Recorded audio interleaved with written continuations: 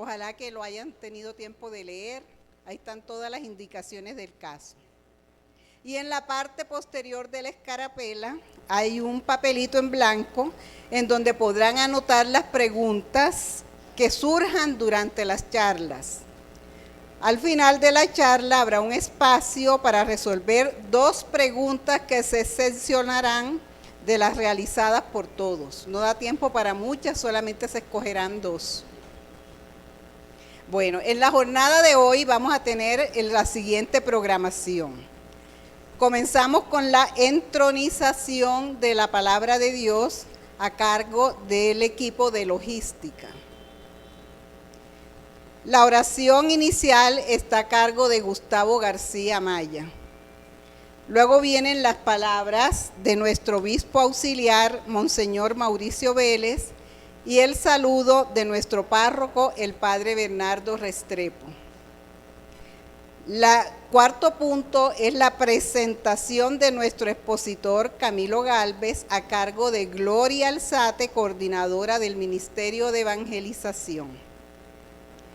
Una vez presentado nuestro expositor, procedemos a la primera charla y una vez que termine la primera parte de la charla habrá un receso de 5 minuticos para tomar un café o un agua aromática. No es necesario que se paren ustedes hasta atrás, sino que hasta sus puestos se les traerá el café o el agua aromática según el gusto o el agua. Solo tenemos 5 minuticos para que no perdamos el horario y para que todo se pueda dar con el tiempo que hemos acordado. Después del recesito del café viene la segunda parte de la charla.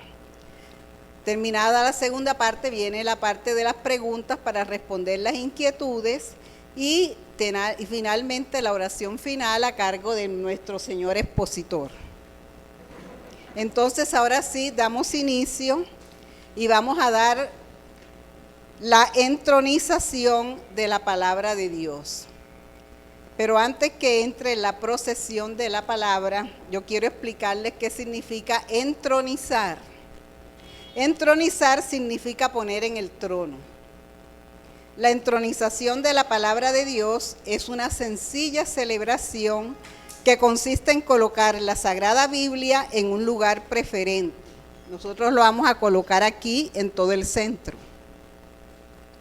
Puede ser en nuestro hogar, en la familia o en una comunidad cristiana. Mediante este sencillo gesto, a través de un breve rito, la comunidad manifiesta su deseo de encontrarse con Cristo, camino, verdad y vida, reconociendo la presencia de Dios mismo en su palabra.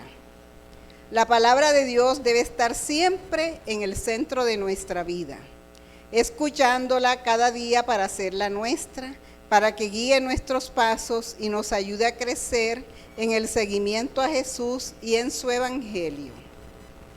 Ahora nos colocamos de pie para recibir la procesión con la palabra de Dios.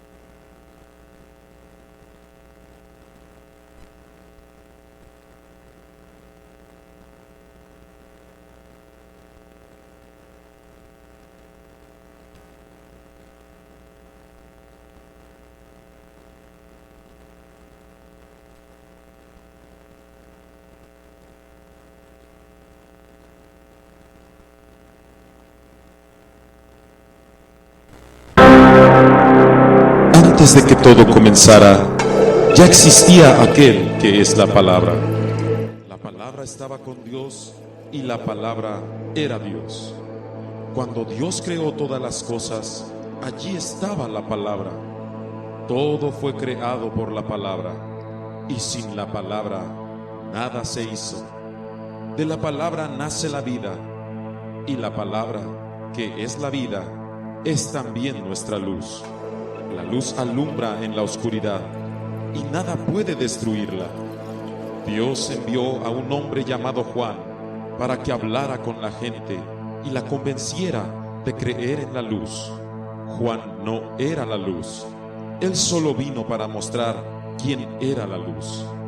Y la luz verdadera pronto llegaría a este mundo.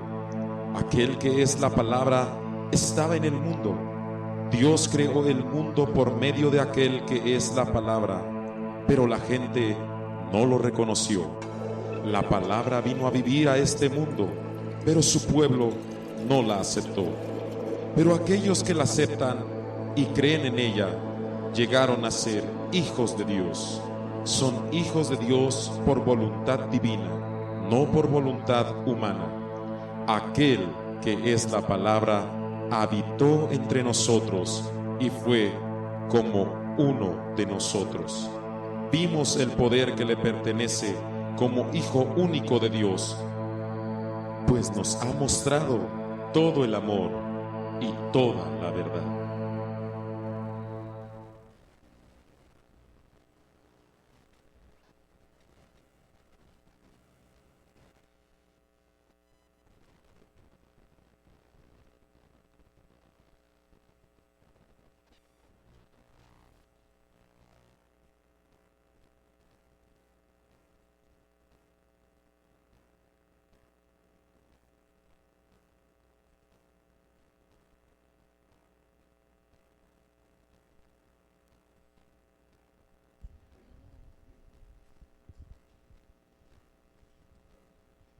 Muy buenas noches para todos.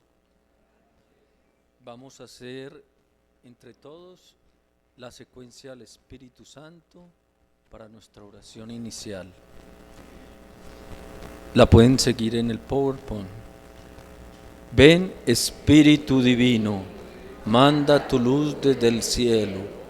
Padre amoroso del pobre, donen tus dones espléndido. Luz que penetra en las almas, fuente del mayor consuelo. Ven dulce huésped del alma, descanso de nuestro esfuerzo, tregua en el duro trabajo, risa en las foras de fuego, gozo que enjugas las lágrimas y reconforta en los duelos.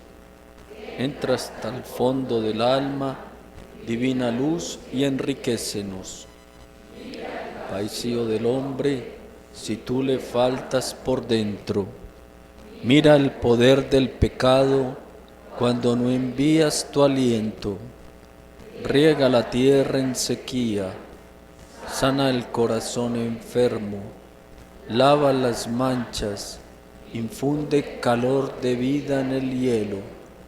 Doma al espíritu indómito, guía al que tuerce el sendero. Reparte tus 7 dones según la fe de tus siervos. Con tu bondad y tu gracia, dale al esfuerzo su mérito. Salva al que busca salvarse y danos tu gozo eterno. Amén. Vamos a hacer también la oración del cine. Ven, Señor Jesús, te necesito tu salvación. Me reconozco pecador ante ti y me arrepiento. Te abro la puerta de mi corazón y de mi vida. Te acepto personalmente como mi Salvador. Concédeme experimentar tu amor, tu salvación, tu liberación. Dame tu vida en abundancia. Límpiame, purifícame, libérame, renuévame. Entra en mi corazón y en mi vida y llénala de ti. Haz de mí lo que quieres que sea. Espíritu Santo, cámbiame el corazón y hazme experimentar un nuevo nacimiento para una vida nueva. María, buena Madre, que como Jesús reciba yo vida de tu seno maternal. Amén. Para nuestra meditación vamos a tomar de Juan la siguiente cita bíblica. En verdad les digo, que el que escucha mi palabra y cree en el que me envió, tiene vida eterna, y no viene a juicio, sino que de la muerte pasa a la vida. Palabra del Señor.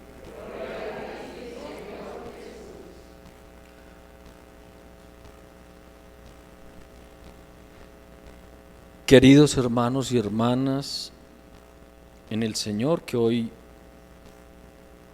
le entregamos a Jesús este primer ciclo de animación bíblica, y que por medio del Espíritu Santo abramos nuestros corazones y nuestras mentes al poder del Espíritu Santo. Dios nos habla a través de su palabra y es el Verbo encarnado, Jesús mismo, quien nos llama a escucharlo para que hagamos vida su mensaje de salvación. Nosotros lo reconocemos como Señor y centro de nuestras vidas. Es porque creemos en Él y en su promesa de vida eterna. Si le hacemos caso a Jesús, tenemos vida en nosotros y esperamos en Él a pesar de nuestras debilidades humanas, de nuestra fragilidad. No llegaremos a la condenación en ese juicio particular, sino obtendremos el lugar que nos corresponde. Señor, te damos gracias por tu infinito y poderoso amor. Tú nos sostienes cada día y nos levantas. Por eso, Señor, te alabamos, te bendecimos, te glorificamos. Te damos gracias, Padre Providente, tú que nos llamas al banquete de la palabra, al banquete de la vida. Espíritu Santo, amor del Padre y del Hijo, hoy te pedimos nos abras nuestra memoria, nuestro entendimiento y nuestra voluntad para que lo que vamos a recibir en estos 3 días de este primer ciclo de animación bíblica entre en nuestro corazón y se haga vida y vida en abundancia. María, estrella de la nueva evangelización, te colocamos cada uno de nosotros en tus manos benditas, que intercedas por nuestras necesidades y que también nos ayudes a encarnar la palabra como la encarnaste tú.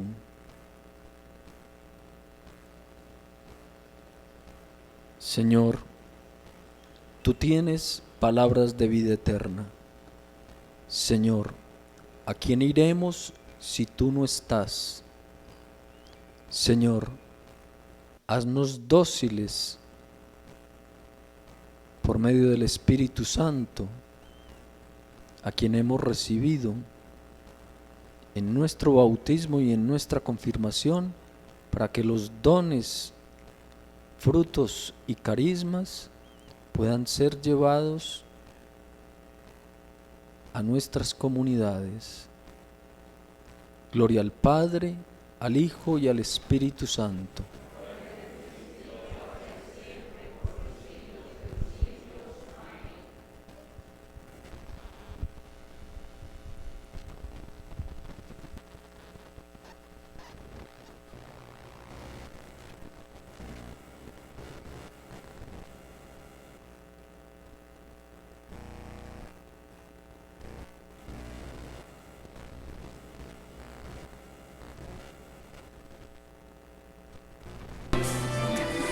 Quiero saludarlos a todos y cada uno de ustedes de la querida parroquia La Niña María, y con ustedes al Padre Bernardo, y con el Padre Bernardo al Consejo Pastoral, y con el Consejo Pastoral a todos los que integran los diferentes grupos de la parroquia.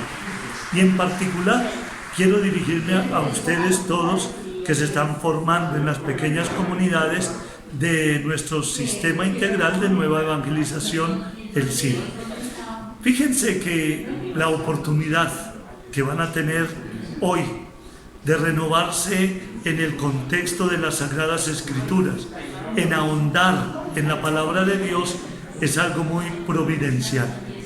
La palabra de Dios siempre trae caminos de luz, de fuerza y de esperanza, y no nos lo podemos perder. Y van a tener ustedes una orientación de aquellos que, estudiando las Sagradas Escrituras, nos van a dar una síntesis, no solo para la vida, no solo para renovarnos en la fe, también para darle identidad a nuestras pequeñas comunidades y, lo más importante, para encontrar un mejor camino para nuestro proyecto de salvación. Así que a disfrutar del encuentro, dispongan su mente y su corazón para vivirlo en profundidad, y la bendición va para todos en el Padre, el Hijo y el Espíritu Santo. Amén. Saludos, querida comunidad.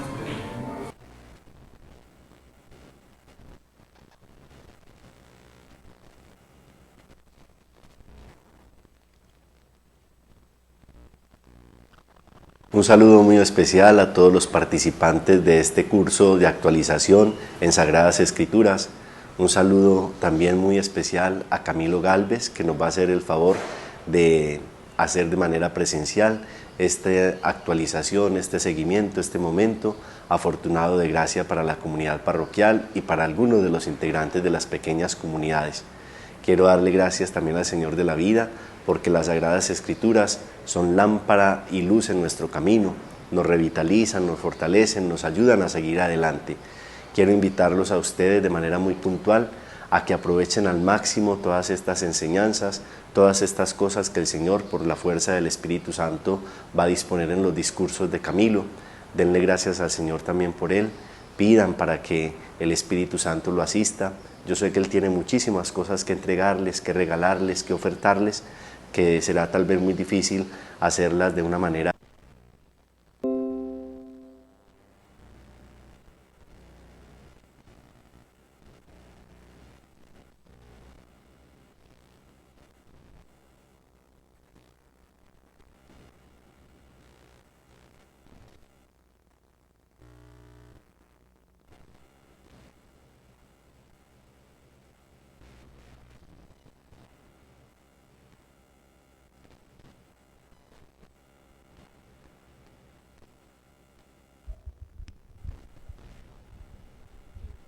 Muy buenas noches, bienvenidos nuevamente.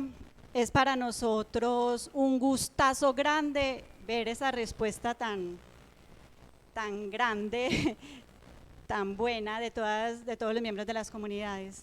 Muchas personas quedaron con ganas de entrar, pero bueno, vamos a ver si para el año entrante buscamos otro lugar más amplio, muy bien, donde podamos tener este tipo de encuentros. ¿Por qué animación bíblica? ¿Por qué animación bíblica? No se trata de un curso bíblico. La animación bíblica puede incluir los cursos bíblicos, ¿cierto? No es para nosotros extraño o un misterio el hecho de reconocer que después de la Reforma Protestante, la Iglesia Católica, nosotros los fieles, tuvimos como un distanciamiento de la palabra escrita del Señor, ¿cierto?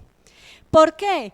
Pues se dio porque había cierto recelo con nuestros hermanos protestantes, porque de todos modos nuestra zona de América Latina tenía cierto analfabetismo, porque de todos modos la imprenta, la técnica de la imprenta con la que se reproducían las Biblias quedaron en países protestantes, por decir Alemania, Inglaterra, ¿cierto? Entonces poco a poco nos fuimos distanciando de las Sagradas Escrituras, pero teníamos un camino para ellas, los sacramentos, la liturgia, especialmente la Eucaristía. Bueno, más o menos en el año 1900 empezamos a acercarnos nuevamente a lo que era la palabra escrita del Señor. Más exactamente en 1902 con el Papa León XIII, ¿sí? Con el Papa León XIII se suscitó un movimiento de acercamiento a las Sagradas Escrituras. Y entonces este Papa constituyó la Pontificia Comisión Bíblica. Pero ese esfuerzo grande de nuestra iglesia en ese tiempo se quedó solamente en la mera difusión de la palabra. O sea, tratar de reproducir la palabra, de hacerla llegar a las familias, a las comunidades, pero se quedó ahí frita como en la mera difusión. Más adelante ya nos venimos a un acontecimiento que nos es más familiar, el Concilio Vaticano II. En el año 1962 lo inaugura el Papa Juan XXIII y lo clausura en 1965 el Papa Pablo VI. Camilo, si estoy errada, me corrige por favor. Gracias. Bueno, entonces, ahí con el Concilio Vaticano II, que incluyó la Constitución Dogmática Dei Verbum, ¿cierto? Se suscitó un apostolado bíblico, en el sentido de una pastoral más bíblica, o sea, invitando aún más a la iglesia, al clero, a los fieles, a que fuera el eje central de la evangelización y de la pastoral, precisamente las Sagradas Escrituras, ¿sí? Para nuestro lugar geográfico, América Latina, ese impulso se quedó como en unas élites. Se quedó como en unas élites a pesar del esfuerzo de tantas publicaciones, de tantos talleres, de tantos esfuerzos, se nos quedaron como en unas élites que se dedicaron fue a estudiar, a formarse en las Sagradas Escrituras, más doctrinalmente. Bueno, pero nos venimos más para acá, después del Concilio Vaticano II, y estamos en el año 2007, en el pontificado del Papa Benedicto XVI. Tenemos el documento de Aparecida, ¿cierto? Y en el documento de Aparecida ya nos exponen, pasamos de lo que era un movimiento bíblico a lo que era la pastoral bíblica, y ya con el documento de Aparecida se habla de la animación bíblica, ¿sí? Para que miren, digamos, la animación bíblica cobija el estudio bíblico. Entonces nos venimos a la animación bíblica. El documento de Aparecida maneja dos hilos conductores bien interesantes. El primero, el de que la palabra de Dios debe de ser la centralidad de la vida pastoral y de evangelización de la iglesia, efectivamente. Y la otra, que los católicos debemos de identificarnos por esa vocación bíblica en nosotros, ¿sí? Mejor dicho, que la palabra de Dios debíamos hacerla carne, hacer la obra, encarnarla. Entonces ya no era solo ese estudio doctrinal de la palabra, sino que debíamos de tener espiritualidad y formación bíblica. Bueno, quizás para nosotros eso no es como muy extraño, porque el sistema integral de nueva evangelización maneja de manera transversal, ¿cierto? estas dos vertientes o estos dos hilos conductores, por decirlo así. Nos formamos un poco en las Sagradas Escrituras, pero toda la catequesis, toda la edificación de unos con otros, toda la edificación, la catequesis, la vida en comunidad, siempre está iluminada desde la palabra escrita de Dios. Entonces para nosotros no es nada como muy nuevo, muy nuevo. Mire, les comparto una anécdota.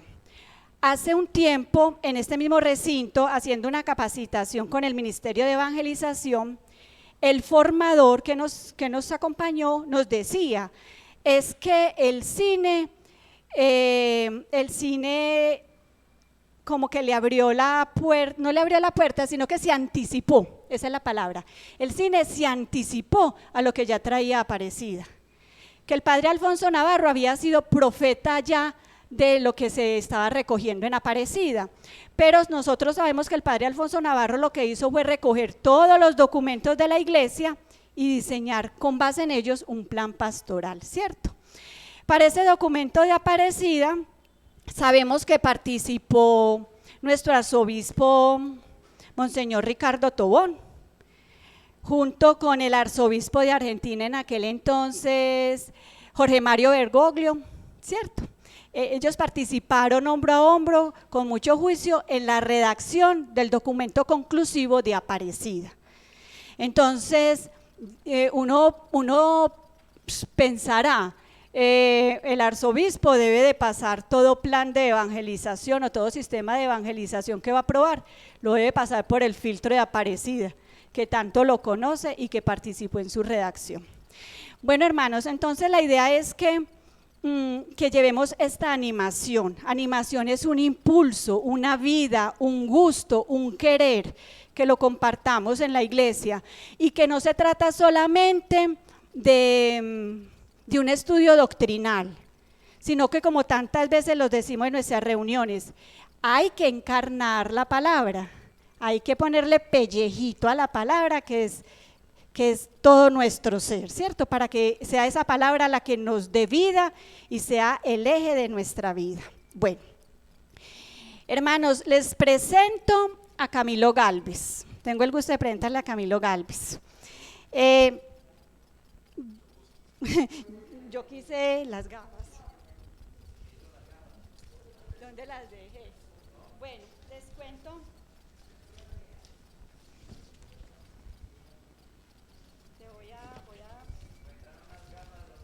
Miren, Camilo Gálvez lo esculqué un poquito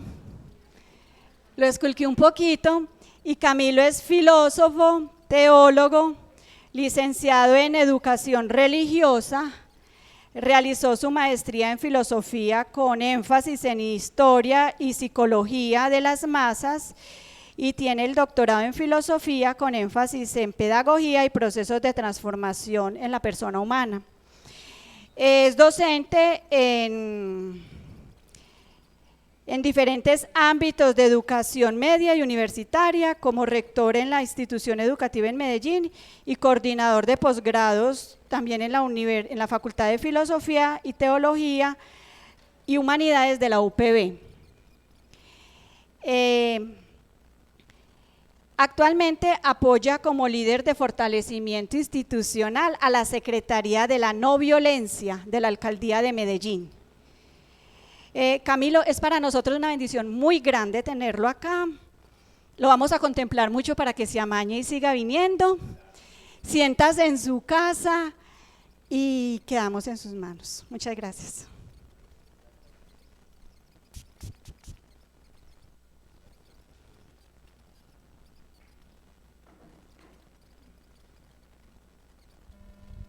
Muy buenas noches. Bueno, sin más preámbulos, vamos al grano. Es muy difícil el tema que vamos a tratar durante estos 3 días, a manera de simposio, porque es un tema que hace parte del cerne de la vida de nuestra iglesia, y es la palabra. Aquí tenemos un símbolo fundamental de la palabra de Dios. Pero la palabra de Dios en esencia está en el sagrario. cuerpo, sangre, alma y divinidad. La palabra de Dios se hace carne. Entonces imaginen lo que es sentarse a conversar al respecto de Dios, ¿no? Yo pintando un cuadro, haciendo una biografía, depende un poco del estilo que yo tenga, voy a evocar de pronto, si es un personaje histórico, voy a evocar sus gustos gastronómicos, su gusto para vestir, sus deseos de viaje, sus anhelos de estudio, en fin, detalles de la vida de una persona.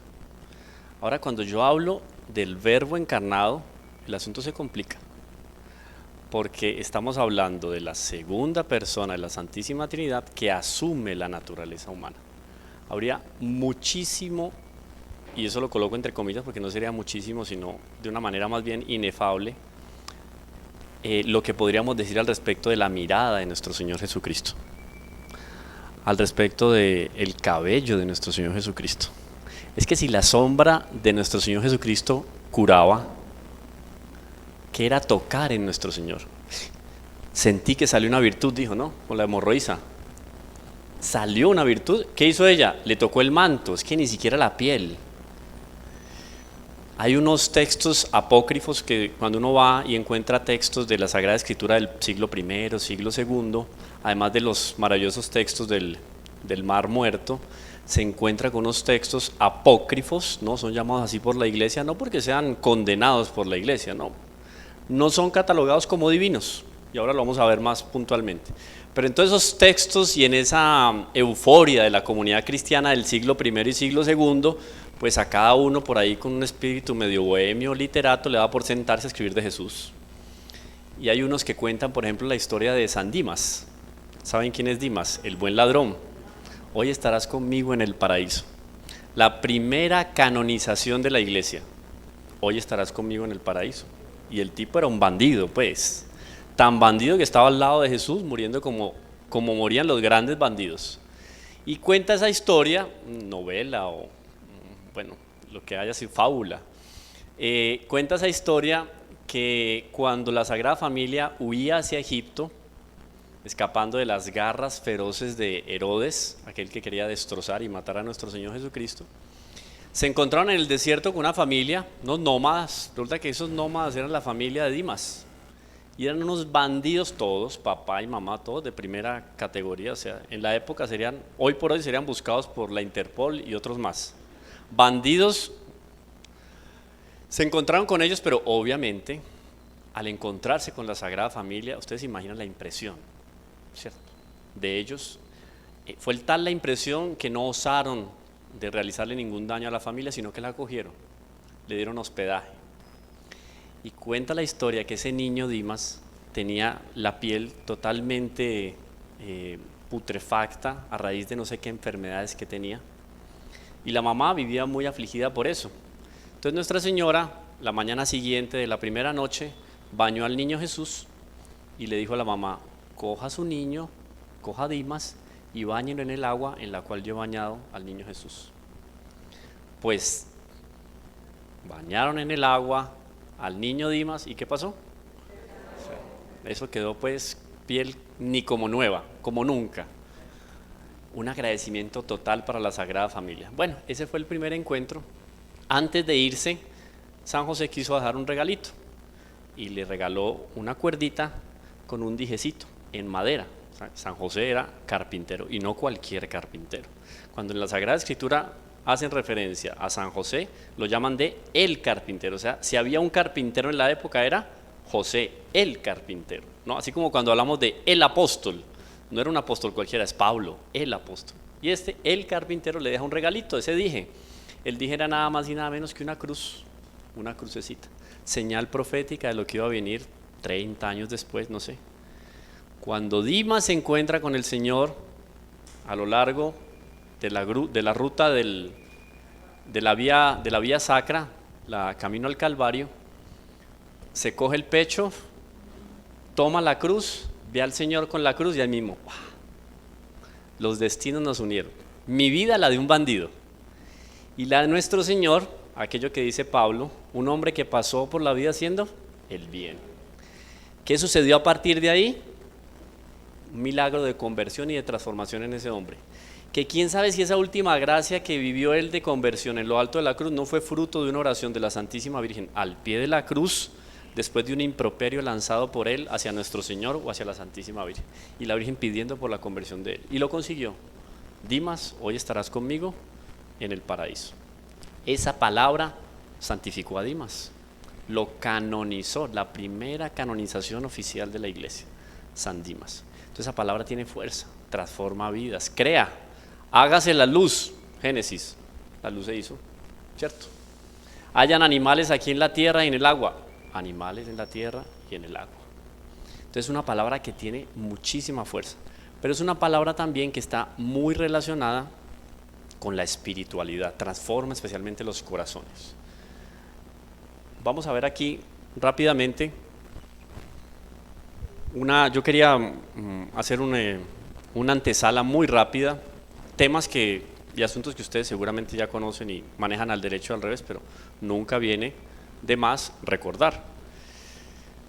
Biblia como palabra de Dios, ¿es una creación literaria? Sí, pero ¿cuál es la diferencia con cualquier tipo de enciclopedia, de libros? Es inspirada por el Espíritu Santo. Eso ya le da cualquier tipo de novedad, suprasumo a la Sagrada Escritura, está por encima de cualquier tipo de comparación. La Biblia tiene entonces una estructura sacramental, es decir, es un signo, un sacramento del Dios invisible.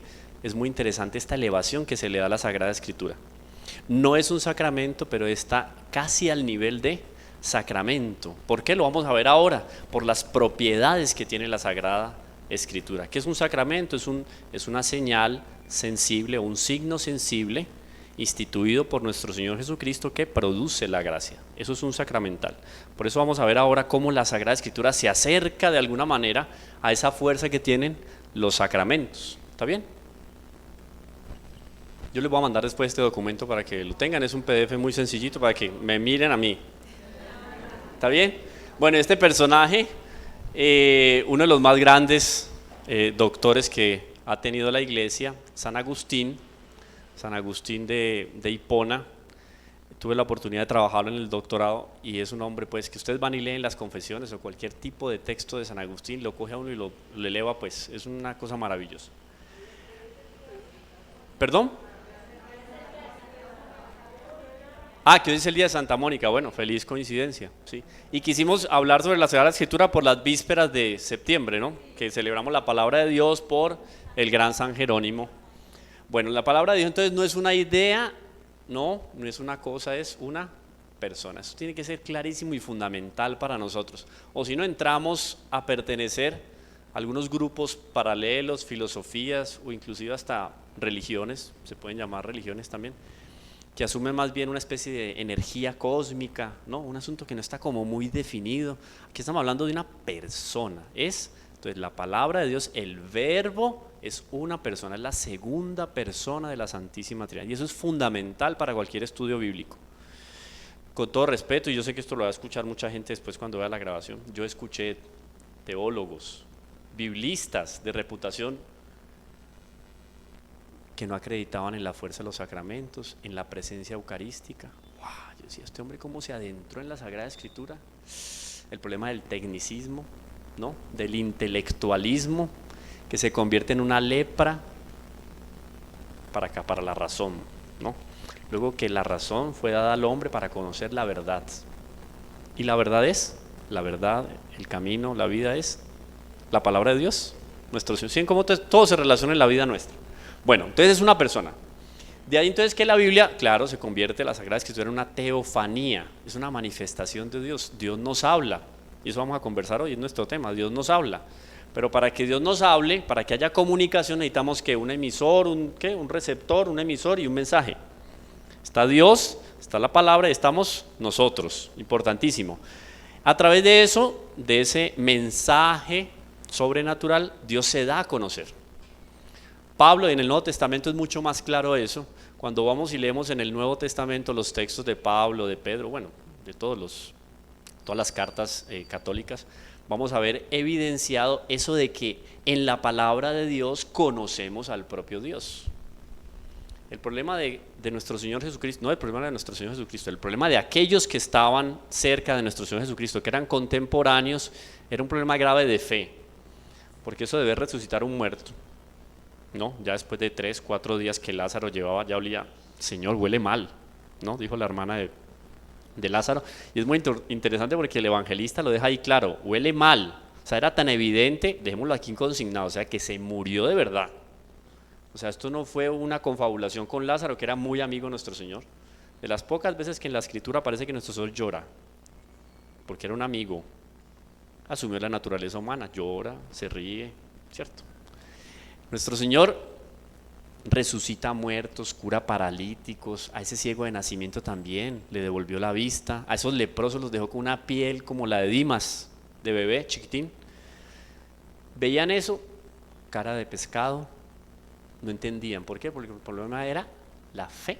Entonces, si yo me acerco a la Sagrada Escritura, pero no hago un ejercicio de fe, me quedo a mitad de camino y puedo terminar perdiendo la fe. Increíble. Empiezo a negar la validez de los sacramentos.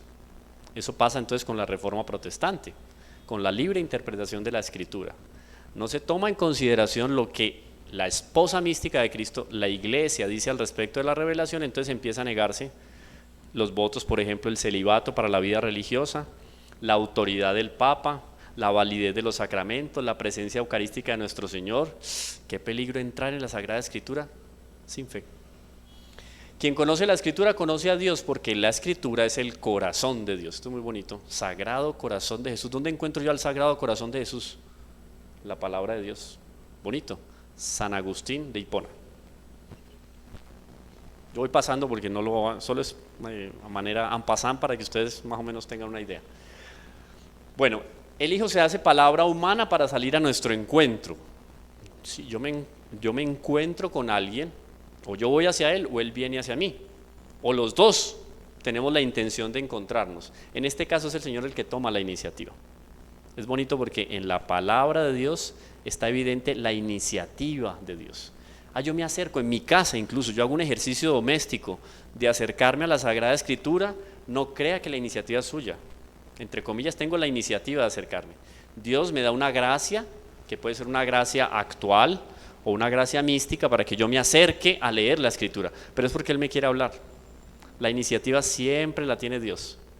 Que yo quiero ir hoy al templo, al Santísimo Sacramento, hoy sí voy a asistir a las reuniones del grupo pastoral.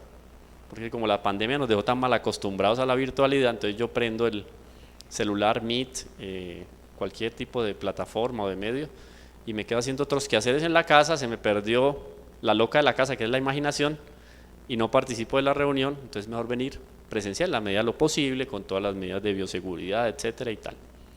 Pero entonces, si yo tengo esa iniciativa de ir a ese encuentro con el Señor en la parroquia, donde sea un grupo pastoral, la iniciativa entre comillas es mía, porque es Dios quien colocó en mi corazón el deseo. Entonces en la Escritura está el deseo de Dios comunicarse con el hombre.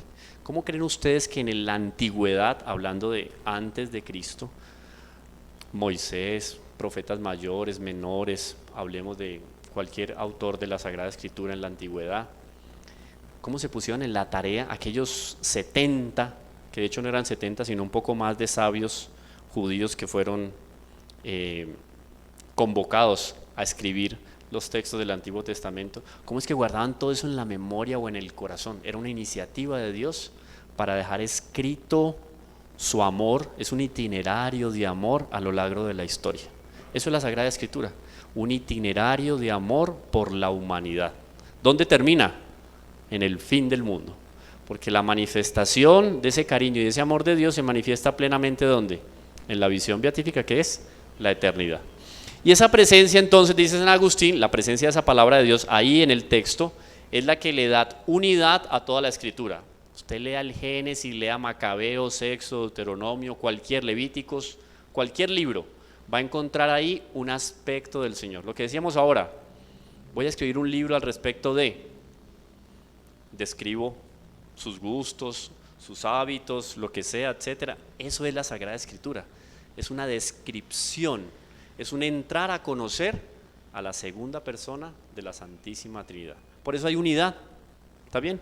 no desmiente de ninguna manera Pedro lo que dice Isaías, sino que nuestro Señor muchas veces lo hace, algunos textos de Pablo también, y en las Biblias hoy en día que tenemos a la mano, Biblia de Jerusalén, por ejemplo, la Biblia de Estudio de Jerusalén, vamos a encontrar unos textos que nos dice, Antiguo Testamento, vaya este profeta, ¿no? Vaya aquí a Sabiduría y verá que va a encontrar cómo la palabra del Señor se comunica siempre.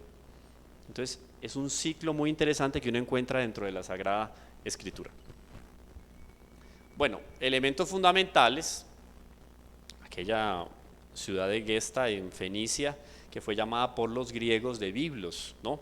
Ustedes saben que, como bien nos comentaban ahora al inicio, había una complicación muy grande hasta finales de la Edad Media, comienzo de la Edad Moderna, comienza con la imprenta o con el descubrimiento de América.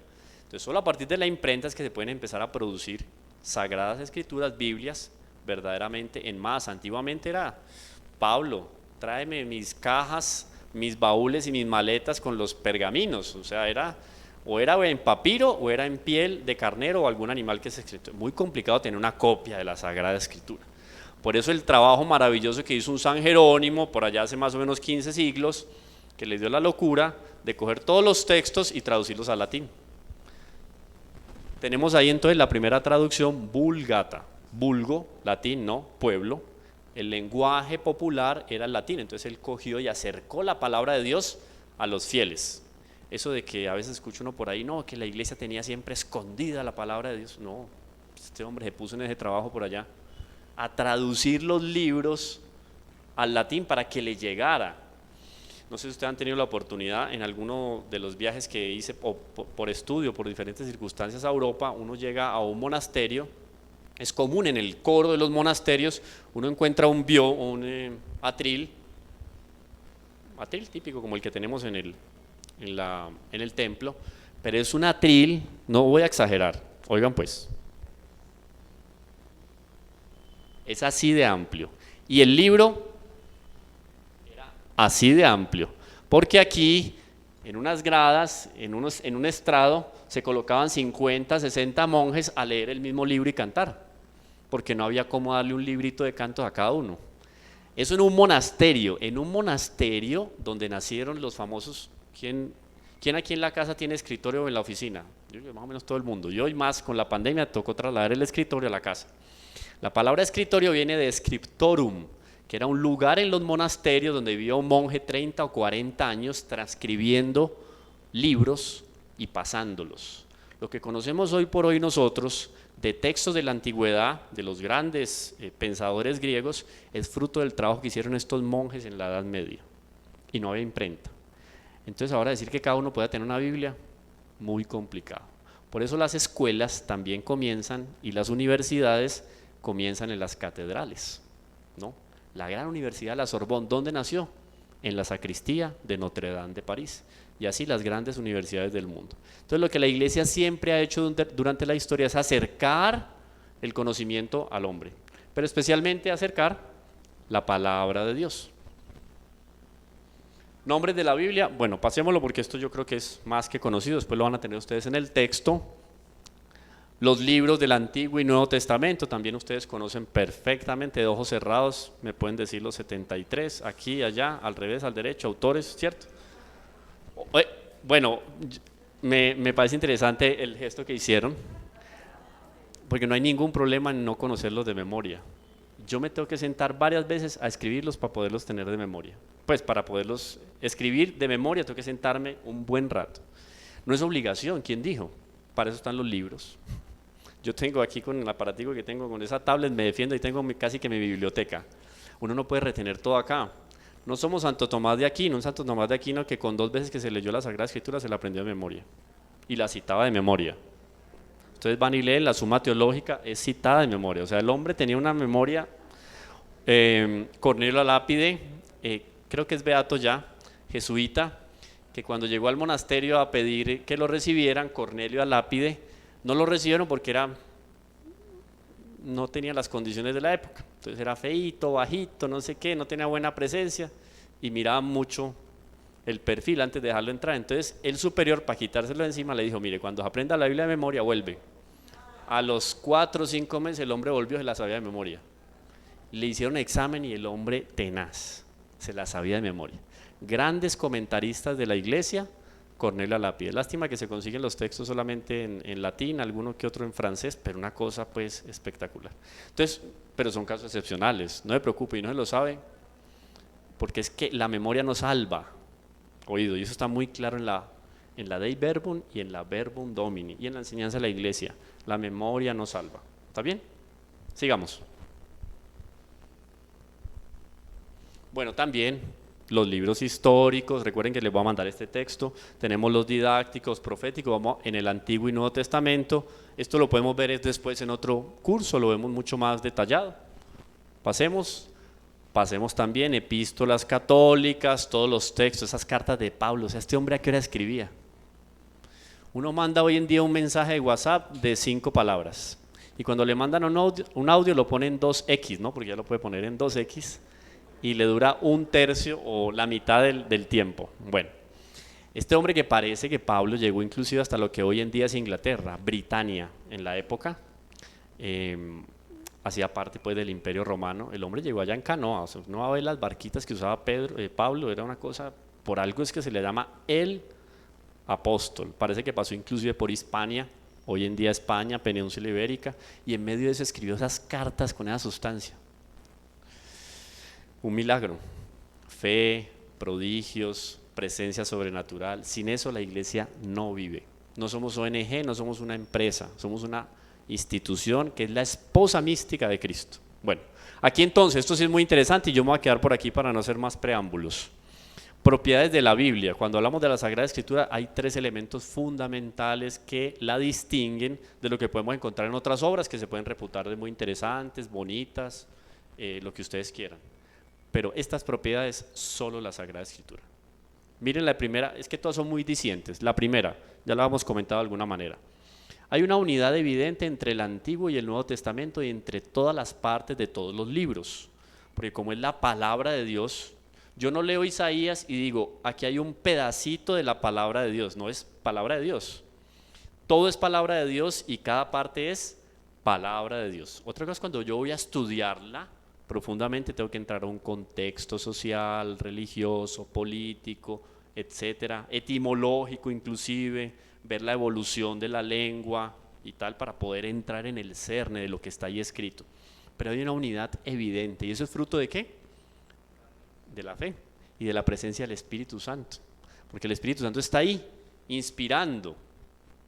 Vamos y, no sé, un Moisés, que era gago, tenía que tener intérprete al lado, no sé si sabía escribir, no sé, algún signo escribía seguramente. Lo que él pudo escribir de ese Pentateuco, él o algo así como que su escuela o sus hijos espirituales, muy complicado, se pusieron en esa tarea en función de ¿qué? De una inspiración del Espíritu Santo, si no ese libro no salía adelante. Y la unidad está presente en lo que escribe él, lo que escribe Isaías, Ezequiel, Jeremías, etc. La veracidad comprobada, porque hay muchos elementos históricos que yo puedo irlos a ver y objetivamente se cumplieron y son relatados inclusive por pueblos ajenos al pueblo de Israel. Hay elementos ahí fundamentales. Una Biblia, creo que la de Sitio, que tiene esos textos así, cuando yo voy y leo el Éxodo, también el libro de Reyes, él coge textos de escritores de la antigüedad y hace el paralelo con lo que relata la Sagrada Escritura. Por ejemplo, en un artículo o en unos elementos muy polémicos o contextos muy polémicos como los de el paso del Mar Rojo. Y él consulta textos de los egipcios, Ramsés II, etcétera y tal, y cómo era el relato de ellos en la época, y hace esas coincidencias. Interesante, muy profundo. Y veracidad. ¿Por qué veracidad? Porque estamos hablando de un libro que tiene una inspiración sobrenatural.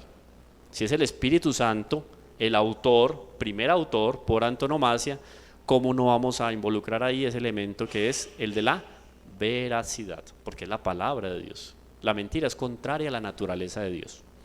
Y el tercero, la santidad. No hay ningún libro. Usted coja el mejor libro de García Márquez, esos que suenan mucho hoy, Coelho, o un super libro de coaching. No le da este regalito. La santidad no la consigue ahí. En cambio, la palabra de Dios sí, santifica. ¿Por qué? Porque es leer a Dios, es conocer a Dios, es escuchar a Dios. Y si la sombra curaba, ¿no? La sombra inclusive en los Hechos de los Apóstoles también, los apóstoles curan de una manera y los discípulos de una manera impresionante. Y lo que cuentan las memorias de la iglesia primitiva, por ejemplo en la India, tengo un amigo misionero en la India que cuenta la historia, por ejemplo, de las curaciones que hace Santo Tomé en ese primer siglo de la iglesia en la India. Era impresionante con lo que se encontró allá de satanismo, porque era satanismo puro. Y ese hombre empezó a hacer unos milagros impresionantes. ¿La fuerza de qué? De la fe y del Espíritu Santo. Y esta santidad, porque quien cumple con la palabra de Dios, sus potencias se van santificando a imagen y semejanza del Altísimo, de nuestro Señor Jesucristo, de Dios. ¿Cuáles son las potencias? Inteligencia, voluntad y sensibilidad. ¿Está bien? Inteligencia, voluntad y sensibilidad, que son reforzadas, reciben un plus a partir de ese contacto que tienen con la palabra de Dios. Ya ver, yo creo que nos da la última. Sí. Bueno, los géneros literarios, que eso también perfectamente puede entrar en otro curso, porque hay mucho miren lo que nosotros encontramos de varias, o sea, para todos los gustos. Narraciones o relatos, ve qué bueno, historias de héroes. Hoy solamente Marvel. En el cine Marvel se quedó con la historia de los héroes. Aquí tenemos historia de héroes que transformaron la historia de la humanidad. Historia de héroes, eventos importantes o epopeyas que marcaron la historia del mundo. Ahí uno ve la grandeza del pueblo escogido por Dios. En estos días circula mucho ese asunto de xenofobia, ¿no? Entonces se recuerda algo de lo que fue la persecución a los judíos, y no solo a los judíos, porque hablando de Segunda Guerra Mundial hablamos también de la persecución a los católicos. ¿Cuántos mártires no murieron ahí de manos de esos regímenes, etcétera? Bueno, pero el pueblo judío es un pueblo muy privilegiado, o sea, en sus raíces se codió con lo mejor de la historia, que quedaban por aquí prisioneros, bueno, 430 años con los egipcios, después los asirios, Babilonia, no sé qué, es una pelota de ping pong, pero ellos iban a aprovechar, era un asunto como Dios todo lo hace con la providencia de Dios no suelta nada de lo que sucede aquí, y Dios lo permitía ¿para qué? Para que ellos se fueran escolando, formando en medio del convivio con esos pueblos. ¿Cuánto no aprendió Moisés siendo rescatado, no? En el río, y fue educado ¿por quién? Por lo más alto de la corte de Egipto. Y eso sirvió después ¿para qué? Para desenvolverse como líder en medio del éxodo. Impresionante cómo ese pueblo fue privilegiado. De la antigüedad tenemos los griegos, inteligencia impresionante, la jurisprudencia de los romanos, el conocimiento de la naturaleza que tenían los egipcios. En algún momento conocí un libro escrito por un judío, un libro que escribía al respecto de la historia de las pirámides, y él decía que de tal manera, era una tesis que él lanzaba, una hipótesis en función de lecturas que había hecho, que de tal manera los egipcios conocían en la época la naturaleza, que sabían producir la ingravidez de la materia a partir de los cristales, y por eso esas grandes construcciones que realizaron. Si no fue así, bueno, pero conocían mucho la naturaleza, sí. Los judíos estuvieron ahí 430 años y se fueron con lo mejor, con el oro, ¿no? Cuando dicen que salen con el oro, salieron con todas las riquezas, y aquí se llevaron muchísimo conocimiento. Dios los fue preparando para que en ese seno naciera el Verbo encarnado. Dios asumía la naturaleza humana en ese pueblo. Bueno, esas historias, todo eso lo vamos a encontrar ahí, o sea, lo que usted quiera, la historia de Elías profeta, bueno. Los libros sapienciales, o sea, leyendo el libro de la sabiduría, ¿quién nos encanta? Es que uno lee eso, uno dice, por Dios, esto, busque una frase más bonita que la otra, un proverbio, una cosa espectacular. Profecía, las cartas proféticas, lo que es el Apocalipsis, que también da para un solo curso o para un retiro espiritual. A veces dicen, Apocalipsis, Sagrada Escritura, muerte, terror, no, es un panorama mucho más amplio. Todo eso es muy bonito porque es la variedad en la unidad. Y la última, para que entremos a nuestro texto. ¿Hasta las 8:15 vamos? El break es a las 8:15, listo. Bueno, ¿la otra? Elementos fundamentales. Miren cómo el texto entonces se mantiene fiel, y vamos a ver que fueron escritos entre el siglo XV, pero antes de Cristo, 1500 años de Cristo, hasta el siglo II antes de Cristo. O sea, son 13 siglos, 1300 años en que este libro se fue escribiendo. Y seguramente con algunas correcciones y actualizaciones inspiradas siempre por el Espíritu Santo. O sea, el Antiguo Testamento son 1300 años. ¿Qué libro puede contar con esa historia detrás de sí? Ninguno, no existe. 1300 años. Y miren la variedad de pueblos y de regiones. Aquí por eso coloqué el mapa. Entonces hablamos de Palestina, Babilonia y Egipto. O sea, lo más elevado, alto y selecto que había de cultura en la antigüedad. Tuvo que ver también, de alguna manera contribuye con la escritura. ¿Por qué? Porque el pueblo judío va de aquí para allá, como decíamos ahora, y se va enriqueciendo con todo lo que naturalmente puede recibir de los otros pueblos. Y los libros del Nuevo Testamento, obviamente a causa pues de la destrucción de Jerusalén, el templo, etcétera, va a tener todo este recorrido: Palestina, Siria, Asia Menor y todo lo que recibe, especialmente cuando hablamos de Italia. Claro, las cartas de Pablo, todo lo que la iglesia sufre en Roma, pero que ese sufrimiento también se convierte en gracia y santidad, porque la sangre de mártires es semilla de cristianos, ¿no? Como bien nos enseña la iglesia. Bueno, al respecto de este pedacito, ¿alguna pregunta? ¿Todo claro? Creo que queda una más, no sé. ¿Sí? Bueno, mire el trabajo que se hizo, entonces, que hizo aquí nuestro gran amigo San Jerónimo. Hebreo, arameo y griego. Muy complejo. Y muy complejo también el trabajo que se llevó el propio San Jerónimo de encontrar las fuentes más fieles a estos textos. Porque hoy en día, digamos que uno diría, este site es de confianza, entonces en ese site, en la web, encuentra el texto que es confiable. Pero en la época la búsqueda, o sea, académico 100%, piadoso 100%, pero especialmente místico. Porque eso fue lo que le dio a él entusiasmo, fuerza y perseverancia para poder hacer toda esta traducción. Entonces ahí tenemos un detallado de los libros y la lengua en la cual la encontramos escrita. El material, más o menos lo que comentábamos ahora, la época, las condiciones de la época, que es también otro de los milagros. O sea, si la iglesia no fuera una iniciativa de Dios, esto no se hubiera podido dar en ningún momento. O sea, ¿cómo es que esos textos van a permanecer? Miren que no estamos hablando de 2000 años, estamos hablando de 3500 años, porque estamos hablando de los 1300, perdón, de antes. Entonces son 3300 años que permanecen unos textos, y cuando yo voy al Éxodo, el mismo Éxodo de hace 3300 años, con algunas adaptaciones lingüísticas, pero el cerne es el mismo. Los libros canónicos y los libros no canónicos, o los conocidos como apócrifos. Muchísimos textos. Podemos llegar a encontrar alrededor de unos 60 textos apócrifos de los primeros tiempos de la iglesia, que es muchísimo. Pero inclusive cuando yo voy a estudiar la Sagrada Escritura, puedo ir a esos libros y algunos elementos interesantes voy a encontrar. Porque como yo, cuando voy a hacer un ejercicio exegético de un texto, tengo que considerar el contexto. No hay texto sin contexto. Entonces, en el contexto social, religioso, político, etcétera, voy a encontrar elementos que me dicen, por eso Jesús dijo esto. Por eso aparecían las 2 moneditas que le pusieron a Jesús acá. Entonces veo yo la unión que tenían, qué tanto había de esclavitud del pueblo hebreo, del pueblo judío, delante del imperio romano. Cuáles eran las sectas de la época, saduceos, los fariseos, etc. Elementos que voy a encontrar también ahí en esos libros apócrifos. Cuando yo hablo, por ejemplo, de los padres de la Santísima Virgen, San Joaquín y Santa Ana, son de textos apócrifos, no están en la Sagrada Escritura.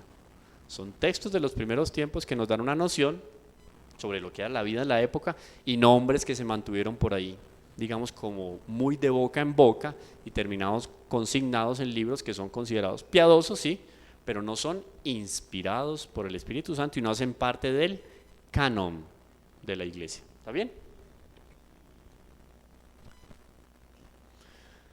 La Vulgata, miren, increíble también cómo la iglesia permanece siempre la misma. A la hora de hablar de Sagrada Escritura, entonces vemos la Vulgata, esa traducción que hace San Jerónimo en el siglo IV, es revisada y actualizada ¿por quién? San Juan Pablo II en 1979, 1400 años después. Increíble, ¿no? Uno de los grandes regalos que nos deja Juan Pablo II, Catecismo, Neovulgata y Código de Derecho Canónico, además de otros textos y números porque, inteligencia le sobraba, piedad confirmada porque ha sido canonizado. Entonces miren los regalitos que nos dejó la Neovulgata, o sea, esa nueva versión de la Sagrada Escritura también, con la participación de unos cuantos expertos en el mundo, nos entrega un nuevo texto en 1979. Muy interesante, porque avances, por ejemplo, de texto, de esos maravillosos textos que fueron encontrados en el Mar Muerto, ¿no? Los del Qumran, que era una especie de biblioteca. Se cree que ahí fue formado, en esas orillas del Mar Muerto, fue formado San Juan Bautista y recibió formación también Pablo, ¿no? Con esos pueblos que habían salido de la cuna judía, o sea, de Jerusalén, porque ya olían a la corrupción de la esfera religiosa y política. Saben que en el pueblo de Israel política y religión estaban muy unidas. Ellos, los más piadosos, fieles y entusiasmados, se alejaron de Jerusalén para no dejar apodrecer su fe. Y se refugian ahí, en las orillas del Mar Muerto, y tienen su biblioteca. Y esa biblioteca la encuentra entonces 1900 años después un arqueólogo, y a partir de ahí salen también fragmentos muy interesantes con los cuales se puede enriquecer este nuevo texto de la Neovulgata, 1400 años después. ¿No es muy bonito eso? La fidelidad del Espíritu Santo. Miren, aquí les doy este regalo. No hay cómo ir en contra de la veracidad de ese texto. Es que es inspirado, entonces nosotros como fieles, la fe del carbonero y listo, asumimos porque la iglesia lo dice. No hay elementos científicos, arqueológicos que le dan veracidad a este texto. Y aparece entonces el Concilio Vaticano II, esto lo dejo como abrebocas para que hagamos el break. Aparece el Concilio Vaticano II con 16 documentos. Impresionante todos los 16 documentos. Pero de los 16 documentos, 4 son constituciones. Y de esos 4, 2 son constituciones dogmáticas. Entonces tenemos constituciones dogmáticas, constituciones 4, y después vienen otros 12 textos también importantísimos, pero los más eminentes son los dogmáticos. Y vamos a encontrar entonces un texto relacionado con la Sagrada Escritura que nos va a recoger todas estas maravillas históricas y nos va a presentar a nosotros como pueblo de Dios un plato apetitoso, exquisito, al cual no nos habíamos acercado debido a ¿qué? A un temor reverencial mal interpretado. Como es la palabra de Dios, yo no entro ahí. Porque como ya ha venido la Reforma Protestante, había mucho recelo. Y habían peligros también, porque es que si habían peligros con el pueblo de Israel en la antigüedad, con esa cantidad de milagros, que se pueden adorar un becerro delante de un hombre como Moisés. Hombre, que Moisés en la antigüedad. Bueno, hasta hoy en día había un cierto recelo de acercarse a la palabra de Dios. Y el Concilio Vaticano II entonces abre una puerta muy interesante con un documento, con una constitución dogmática al respecto de la palabra de Dios. Y eso es lo que nos va a convocar ahorita en unos minuticos para que empecemos a darnos cuenta cómo Dios nos habla y cómo tenemos que estar atentos a la escucha de la palabra de Dios. ¿Está bien? Entonces vamos al cafecito y ya volvemos, 5 minutos.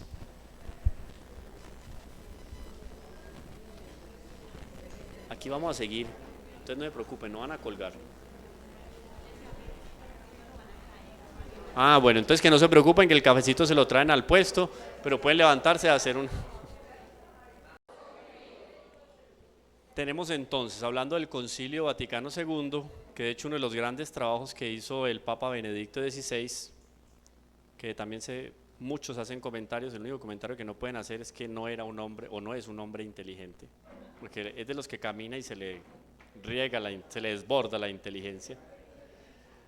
Creo que la ópera Omnia de él va como en 15 tomos. Es de los que se sienta. Yo tuve un compañero aquí, el padre Carlos Werner, que hizo conmigo los estudios de posgrado. Tipo genial, esa es gente inteligente que sí.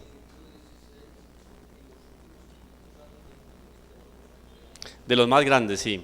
No decir que el más grande, pero sí, obviamente que hay que colocarlo entre los grandes las grandes luces intelectuales de la iglesia, el Papa Benedicto dice, obvio que sí, eso es innegable. De los que en una sentadita escribe un libro, pues así, fácil, ¿no?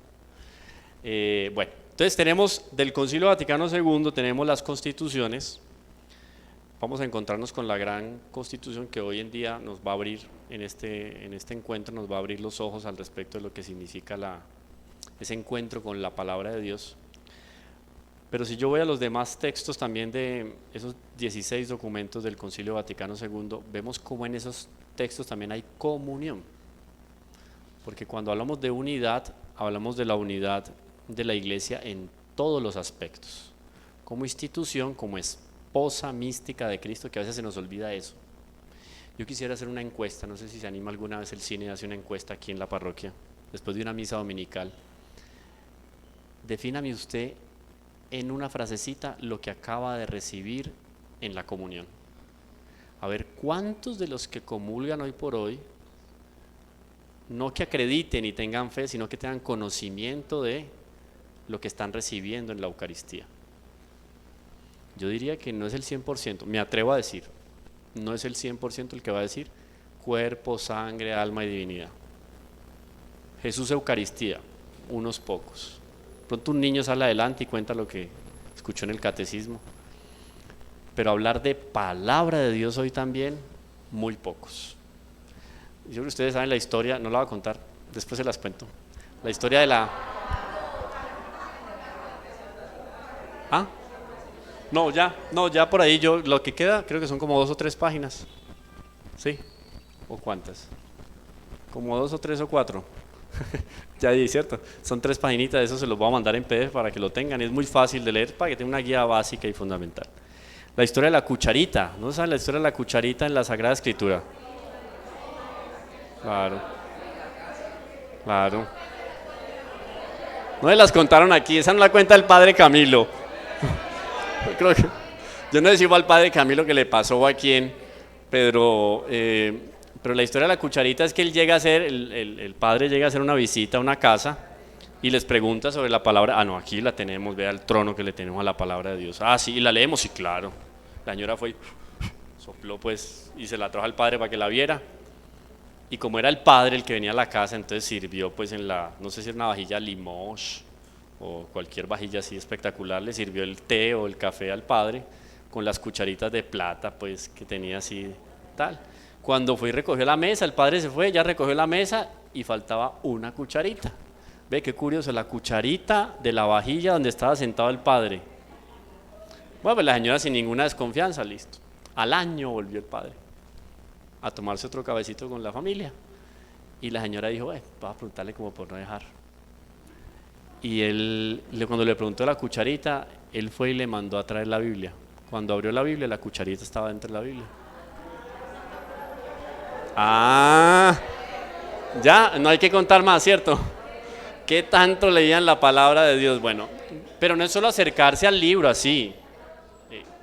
No es solo acercarse al libro, sino también acercarse a aquellos que con mayor profundidad o por su inteligencia o su virtud, especialmente por su virtud, ya leyeron la Escritura y la presentan más cercana a nosotros.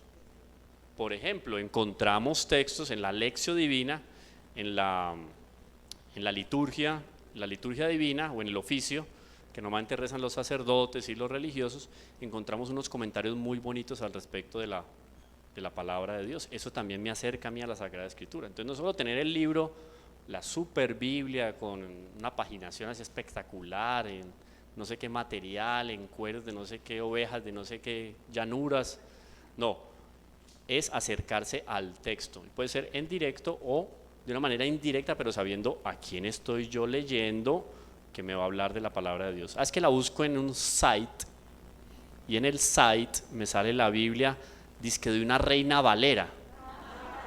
Primero no era una reina. Reina es un apellido y Valera es otro apellido. Protestantes que sacaron la primera edición del texto protestante de la Escritura. Si yo me voy a acercar a ese texto, y no, muchísimos textos tenemos de la Escritura hecho por grandes y expertos teólogos de nuestra iglesia. Y entre al site del Vaticano, ¿no? y ahí va a encontrar el texto de la palabra de Dios, el pueblo de Dios, ahí está el texto de la Sagrada Escritura. ¿Está bien? Entonces es bueno tener ese cuidado. Bueno, entonces nosotros vamos a tratar de hacer una conexión entre la Dei Verbum y la Verbum Domini, ¿cierto? Miren que eso parecería un juego de palabras entre la palabra de Dios, la palabra del Señor, ¿cierto? Y no es un juego de palabras, sino que hay algo de complementariedad. Yo quería entonces resaltar lo siguiente. Cuando el Papa Pablo VI se inventa aquello de darle una continuidad al Concilio Vaticano II, porque entonces tenemos que acercarnos más en la enseñanza al pueblo de Dios, pero no podemos estar convocando un concilio cada 4 años. Ustedes saben, la inauguración del Concilio Vaticano II involucraba alrededor de 1,5 kilómetros o 2 de participantes en procesión. ¿Se imaginan la cantidad de gente? Y eso era, casi que se paralizó la iglesia en el mundo porque los ojos estaban puestos ¿dónde? En el Concilio Vaticano II. Entonces, como no había la posibilidad de hacer un concilio con mucha frecuencia, el Papa dijo, pues coloquialmente hablando, montemos unos sínodos. Y en los sínodos se encuentran los obispos, unos expertos, y hablan sobre temas específicos. Por allá, después de que se celebraron 11 sínodos, viene el sínodo número 12, y el tema es la palabra de Dios, año 2008. El sínodo de los obispos, o sea, los obispos se reúnen, después de que se hace, la convocatoria la hace el Papa, Benedicto XVI, hace una convocatoria con un documento que se llama el lineamenta. O sea, los lineamientos de lo que se va a trabajar es un documento que se le envía a todo el episcopado y después el episcopado manda un trabajito ya hecho. Eso lo toman unos expertos y elaboran el instrumentum laboris, que es el texto o el material con el cual van a trabajar en el sínodo. Pero después viene una exhortación post-sinodal. El Papa toma los resultados de ese sínodo y elabora un documento. Entonces nosotros nos vamos a encontrar con un texto en el 2010, publicado en el mes de septiembre del 2010, por Benedicto XVI, que es muy complicado leer autores alemanes que sean claros, y él brilla por la claridad y la coherencia. Es impresionante los textos de él. Es como cuando usted quiere estudiar a Santo Tomás de Aquino, es que suele ser muy complicado. La mejor manera de entender a Santo Tomás de Aquino es ir a leer a Santo Tomás de Aquino. Entonces, si usted quiere entender al Papa Benedicto XVI, lea Benedicto XVI, lea Jesús de Nazaret, en todas sus versiones y en todos sus tomos. Ahí van a acercarse al conocimiento de una de las grandes luces que ha dado la Iglesia en el ámbito intelectual. Entonces, tenemos en la exhortación apostólica post-sinodal, es la Verbum Domini, ¿no? Cuando hablamos de Dei Verbum es Concilio Vaticano II. Entonces nosotros aquí nos vamos a ir del 2010 para atrás, para ver esa conexión tan impresionante que el Espíritu Santo hace al respecto de esa comunicación que quiere tener con el pueblo de Dios. Entonces se abre una puerta especial para el conocimiento de la Escritura y vamos a ver cómo hay una transparencia y una comunicación diáfana entre lo que la Iglesia dice en el 2010 y lo que dijo en el Concilio Vaticano II, con lo que dijo en los primeros tiempos de la Iglesia, por boca de los padres de la Iglesia, lo que dijo en la escolástica, en la Edad Media. Hay una comunicación impresionante. Entonces, ¿hay un atilicito para el micrófono o no? No, yo creo que todavía tengo aliento. Si me voy desmayando, le hago señas. Pero si lo voy a conseguir, vaya. Sí. Gracias. Gracias, Carlos. Bueno, el texto, que se los recomiendo que lo lean, porque es de esos textos Verbum Domini, lo encuentran en la site del Vaticano, encuentran Verbum Domini, documento, lo encuentran en el idioma que quieran, está en alemán, inglés, español, francés, italiano, polaco, portugués, como quieran para que practiquen, ahí. Entonces, miren es que ya la introducción termina siendo muy interesante, porque en la primera parte nosotros nos vamos a encontrar con lo siguiente. El primer punto, que es el que nos involucra hoy, el Dios que habla. Entonces es un Dios en diálogo, decíamos ahora, ¿cierto? Está el emisor, receptor y está el mensaje. Miren lo que dice el texto. La novedad de la revelación bíblica consiste en que Dios se da a conocer en el diálogo que desea tener con nosotros. ¿Se acuerdan que hablamos de la iniciativa de Dios? Es un deseo. O sea, cuando yo hoy hablo la palabra de Dios, la Escritura, es Él el que desea hablarme. No soy yo el que voy a la búsqueda, es Él el que desea hablarme. Entonces solamente escuchar. Así como aquel que se sienta a contemplar un panorama. Usted no necesita creer en el sol para beneficiarse del sol. Siéntese y déjese iluminar por el sol. Lo mismo es la palabra de Dios. Siéntese, abra la palabra de Dios y escuche. Porque la iniciativa del diálogo viene ¿de quién? De Dios. Y esa iniciativa del diálogo va unida a una gracia que abre el corazón, inclusive el entendimiento.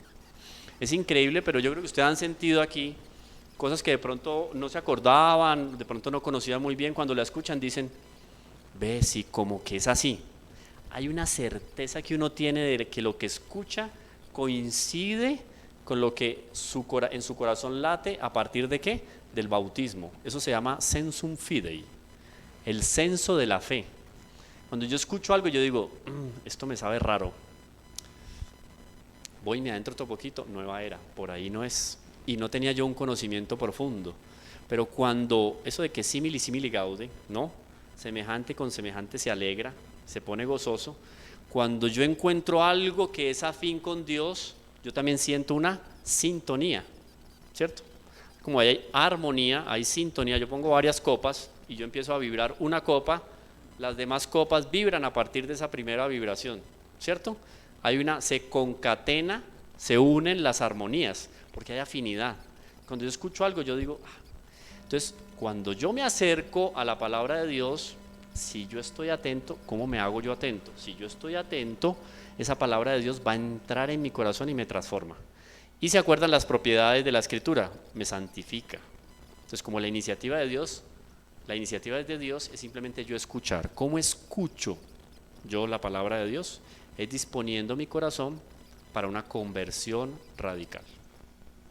Y eso es fundamental, no solo en el estudio de la Escritura, cualquier estudio que yo haga dentro de la iglesia.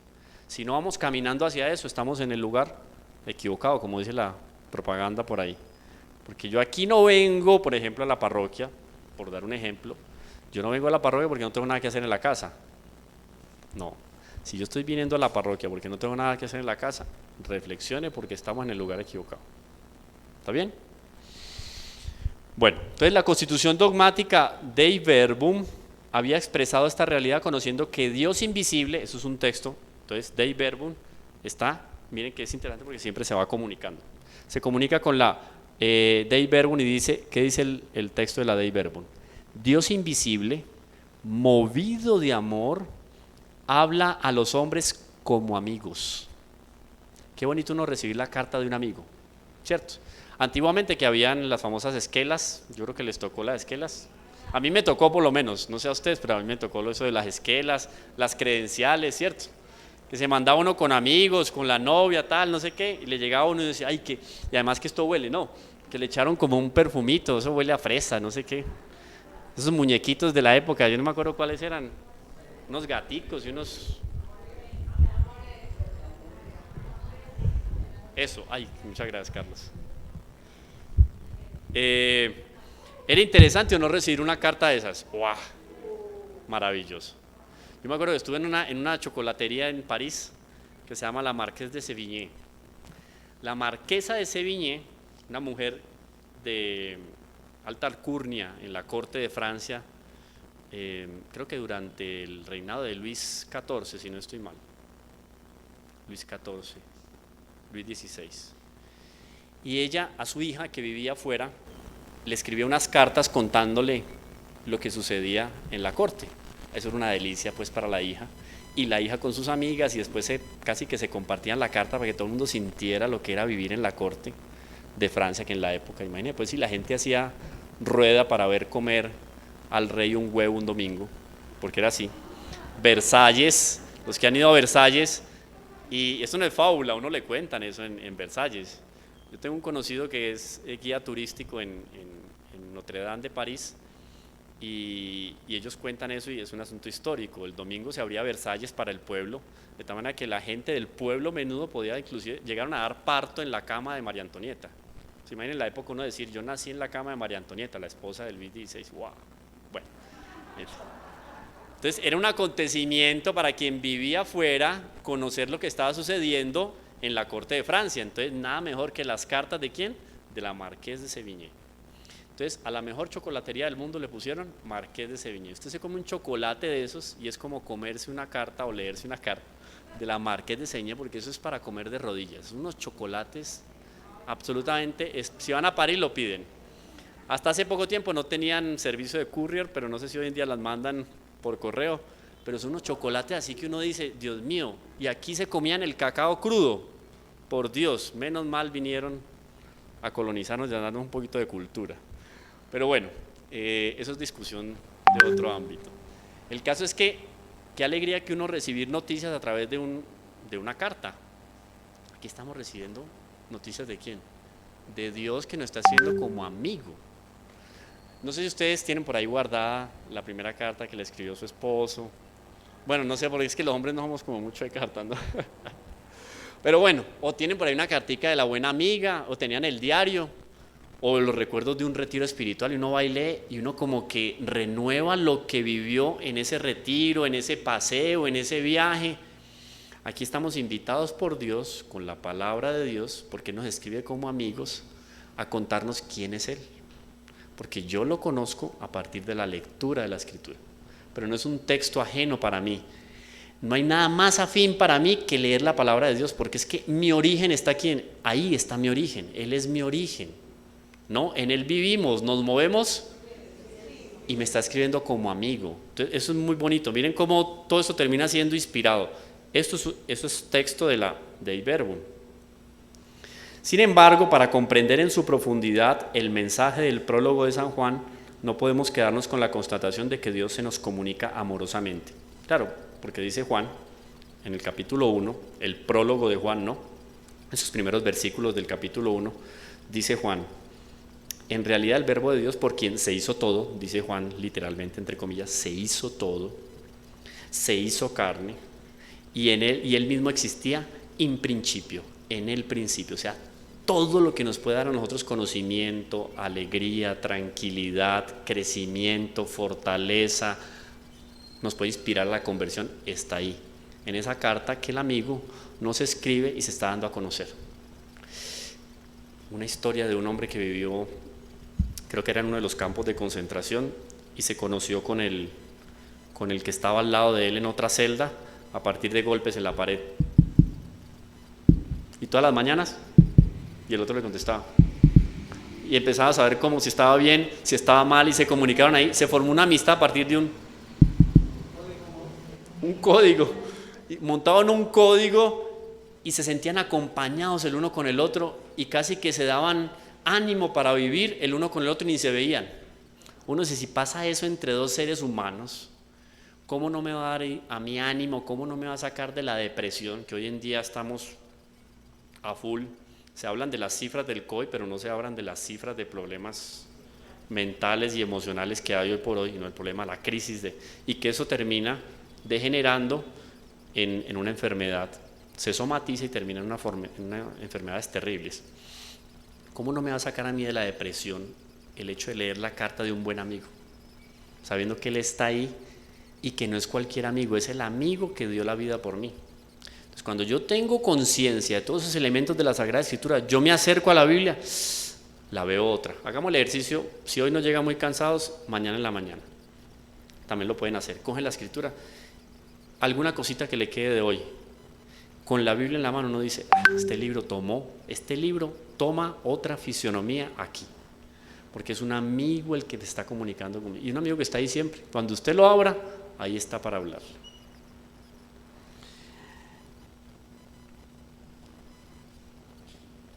Dice la Verbum Domini, aunque se puede advertir aquí una alusión al comienzo del libro del Génesis, cuando él dice existía el verbo desde un principio, porque es un texto un poco complejo eso del prólogo de San Juan, muy lindo también, pero muy profundo. Por eso es que el águila es el símbolo de San Juan, porque el águila, si el águila tuviera posibilidad de leer, leería un periódico a 1 kilómetro de distancia.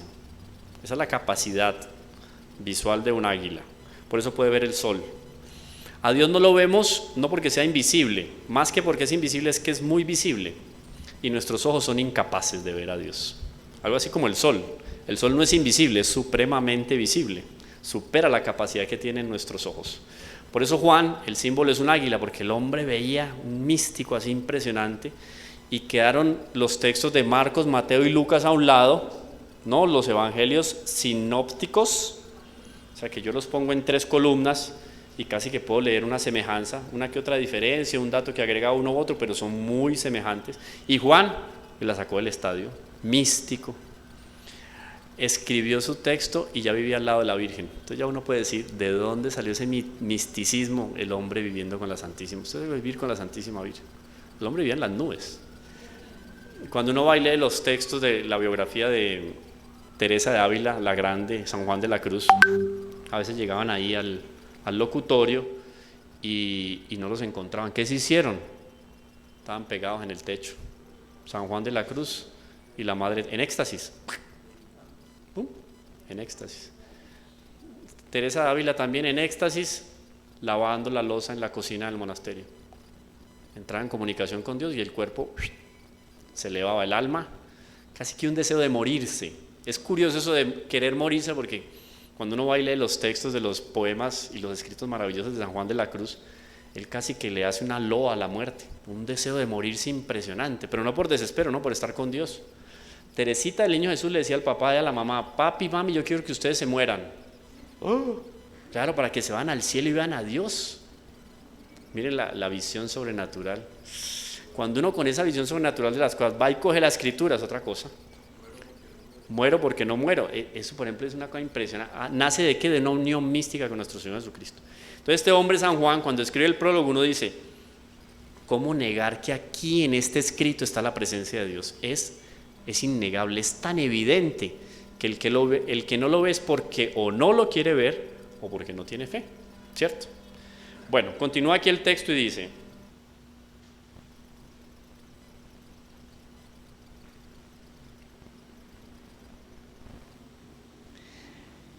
es muy interesante saber el enunciado principal del texto y la intencionalidad. No hay prioridad más grande que esta, dice el texto. Abrir de nuevo al hombre de hoy el acceso a Dios, al Dios que habla y nos comunica su amor. Habíamos perdido esa posibilidad. No porque la iglesia cerrara las puertas, no, es porque nosotros hemos cerrado las puertas del corazón. La naturaleza es un libro abierto a partir del cual podemos conocer a Dios, eso lo dice Pablo clarísimamente. Entonces, si yo no tenía el texto de la Sagrada Escritura, no hay disculpa y no hay pretexto, hay siempre cómo conocer a Dios, en el prójimo, hecho a imagen y semejanza de Dios. Ahí lo tengo, es un espejo de Dios. Por eso el símbolo de la Virgen es la luna, porque la luna refleja el sol. Así mi semejante, mi prójimo es un reflejo ¿de quién? De Dios. Guardar las debidas proporciones, no como la luna al sol, ¿cierto? Pero en esa misma línea vamos. Entonces tenemos cómo leer la presencia de Dios. Ahora en la Escritura está clarísimo, pero miren, es una denuncia que hace el documento, que hace Benedicto XVI. No hay prioridad más grande que esta, abrir de nuevo al hombre de hoy el acceso a Dios, al Dios que habla y nos comunica su amor.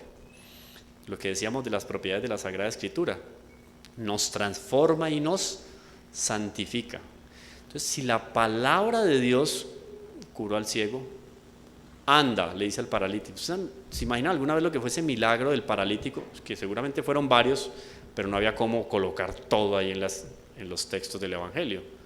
Esas casitas así con ese techo en paja, alguna cosita de barro, no sé, empieza a caer un polvito en la cabeza y todo el mundo ahí, ¿qué pasó aquí?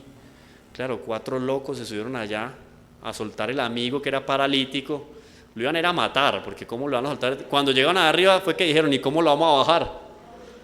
El drama, y nuestro Señor abajo hablando, cuando ya se abrió el hueco arriba, silencio, ¿qué va a pasar ahí? Bueno, si caía, nuestro Señor lo resucitaba, porque ya no era camina, sino resucita. Terminaron bajándolo, seguro se quitaron media túnica, lo amarraron, conocidísimo, el hombre era paralítico, todo el mundo sabía que era paralítico, o sea, ahí no había confabulación con apóstoles ni discípulos, y los más miserables, porque todos somos miserables, ¿no? Una palabra que a veces saca de contexto, pero somos miserables, somos dignos de misericordia, eso no hay, con toda la letra hay que decirlo, no hay problema, hay que reconocer la condición de miseria. Lo más miserables, pero en el sentido de que tenían su corazón cerrado a la palabra de Dios, estaban ahí en primera fila, esos fariseos así, ¿no? Raza de víboras, le dice nuestro Señor, sepulcros blanqueados, o sea, por fuera mármol y por dentro podredumbre. Estaban en primera fila, bajaron el paralítico, a ver este qué va a hacer. Y nuestro Señor, como ya Dios, ¿no? Ya sabía que estaba en la cabeza de aquellos, les dice que es más fácil: levántate y anda, o tus pecados están perdonados. ¿Qué es más fácil decir? Tus pecados están perdonados. Yo le digo a ustedes, sus pecados están perdonados. Ah, pues sí. ¿Y qué?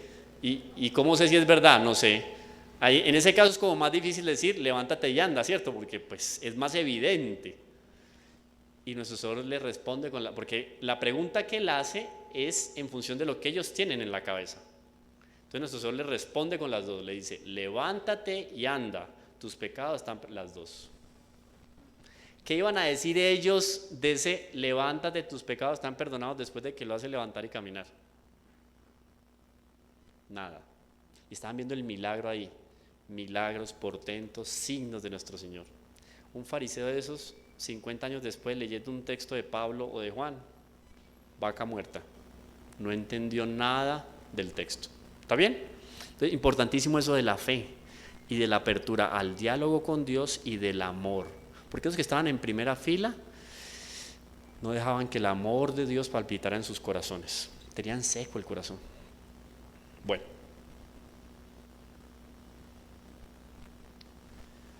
dice el texto, con esta exhortación apostólica posinodal, dice Benedicto XVI, deseo que los resultados del sínodo influyan eficazmente en la vida de la iglesia. Entonces es muy interesante porque ese hablar de Dios, de ese Dios nos habla, tiene que transformarnos, tiene que transformar la iglesia y transformarla en misionera, si no, no hay nada que hacer. ¿Cuándo se considera, y para los que están ahí en línea también, ¿quién me responde? ¿Cuándo se considera el día de la fundación de la iglesia? ¿Por qué? ¿Por qué Pentecostés? ¿Y eso cómo fue? Eso, ¿cómo fue la historia? Vamos a los Hechos de los Apóstoles. ¿Cómo fue ese asunto de esa primera homilía o exhortación apostólica que hace Pedro? Que interesante porque ahí se da un milagro muy impresionante, muy grande, que es el milagro de la glosolaria, ¿no? Pablo seguramente habló en hebreo, quizá en arameo, ¿no? Era más común, más coloquial. Y ahí le entendieron judíos venidos de Siria, de todos los rincones, de Persia, de todos los rincones, porque judíos comerciantes se habían ido a todo lugar a comerciar. Y muy interesante, porque entonces a partir de esa primera proclamación de la palabra de Dios, porque es una proclamación de la palabra de Dios, él proclama la palabra de Dios y alrededor de 3,000 se hicieron bautizar. Y esos 3,000 iban con sus familias, o sea, muchísima gente en esa primera prédica. Que había ahí la acción del Espíritu Santo. Si no hubiera sido por la acción del Espíritu Santo, mire eso que le pasó por ahí a los discípulos de Maús, ¿no? Que se le aparece nuestro Señor y tal. Ay, y no sentíamos como algo cuando Él hablaba, ¿cierto? Que ellos sentían como una cosquillita. Es una gracia mística que ellos iban sintiendo de conversión. Eso era fruto del Espíritu Santo. Si no hubiera sido por el Espíritu Santo, la iglesia se quedaba así, con pañales, ahí metidita en Jerusalén y no iba a pasar nada. ¿Cómo salieron ellos a enfrentar el mundo? A partir de la acción del Espíritu Santo. Entonces, cuando aquí el Papa nos dice que la intención y los resultados es que los resultados del sínodo influyan eficazmente en la vida de la iglesia. Cuando ese Dios nos habla, nos tiene que llamar ¿a qué? A una conversión. Y esa conversión nosotros la vamos a terminar proyectando ¿en qué? En obras, pero primero hay que ser para después hacer. Yo no me puedo poner a hacer o no me puedo enviar, no puedo ser enviado sin antes ser. Entonces la transformación de la Escritura, cuando Dios me habla, me transforma y yo llevo esa transformación a los otros. Ahí está la acción eficaz de la palabra de Dios. No puede ser que yo reciba la palabra de Dios, me quedo así, me marchito, ¿cierto? Yo tengo que proyectar lo que recibo de la palabra de Dios. Y hay unos elementos aquí muy interesantes. Transforma entonces esa palabra de Dios, ese Dios que habla, transforma la iglesia en relación a lo personal. Primer paso. En su interpretación en la liturgia y en la catequesis. Cuando yo me adentro en la Sagrada Escritura Yo voy a la liturgia o estoy involucrado en la liturgia como el acto que se hizo al inicio y yo comprendo más profundamente el significado, la luz, las rosas, las flores, etcétera, ¿cierto? La misma palabra yo la comprendo cuando conozco el trasegar de la palabra de Dios en la historia de la iglesia, cómo se construyen, se estructuran inclusive sociedades a partir de la palabra de Dios. Ese trabajo monumental que hacían los monjes en Europa, que era un pantano, llegan allá, se encuentran con bárbaros y con vándalos. ¿Quiénes eran los vándalos? No los que por ahí en estos días, no. ¿Vándalos cuáles? Los vándalos eran los más bárbaros dentro de los bárbaros. O sea, ni siquiera los bárbaros los podían acoger dentro de sus tribus. Los mandaban fuera por bárbaros. Esos eran los vándalos. Y a esos bárbaros y a esos vándalos los cogen unos monjes, benedictinos especialmente, porque son los primeros tiempos de cristianización de lo que hoy en día es Europa, y empiezan a construir catedrales. Empiezan a romper los esquemas con respecto, por ejemplo, a la producción agrícola.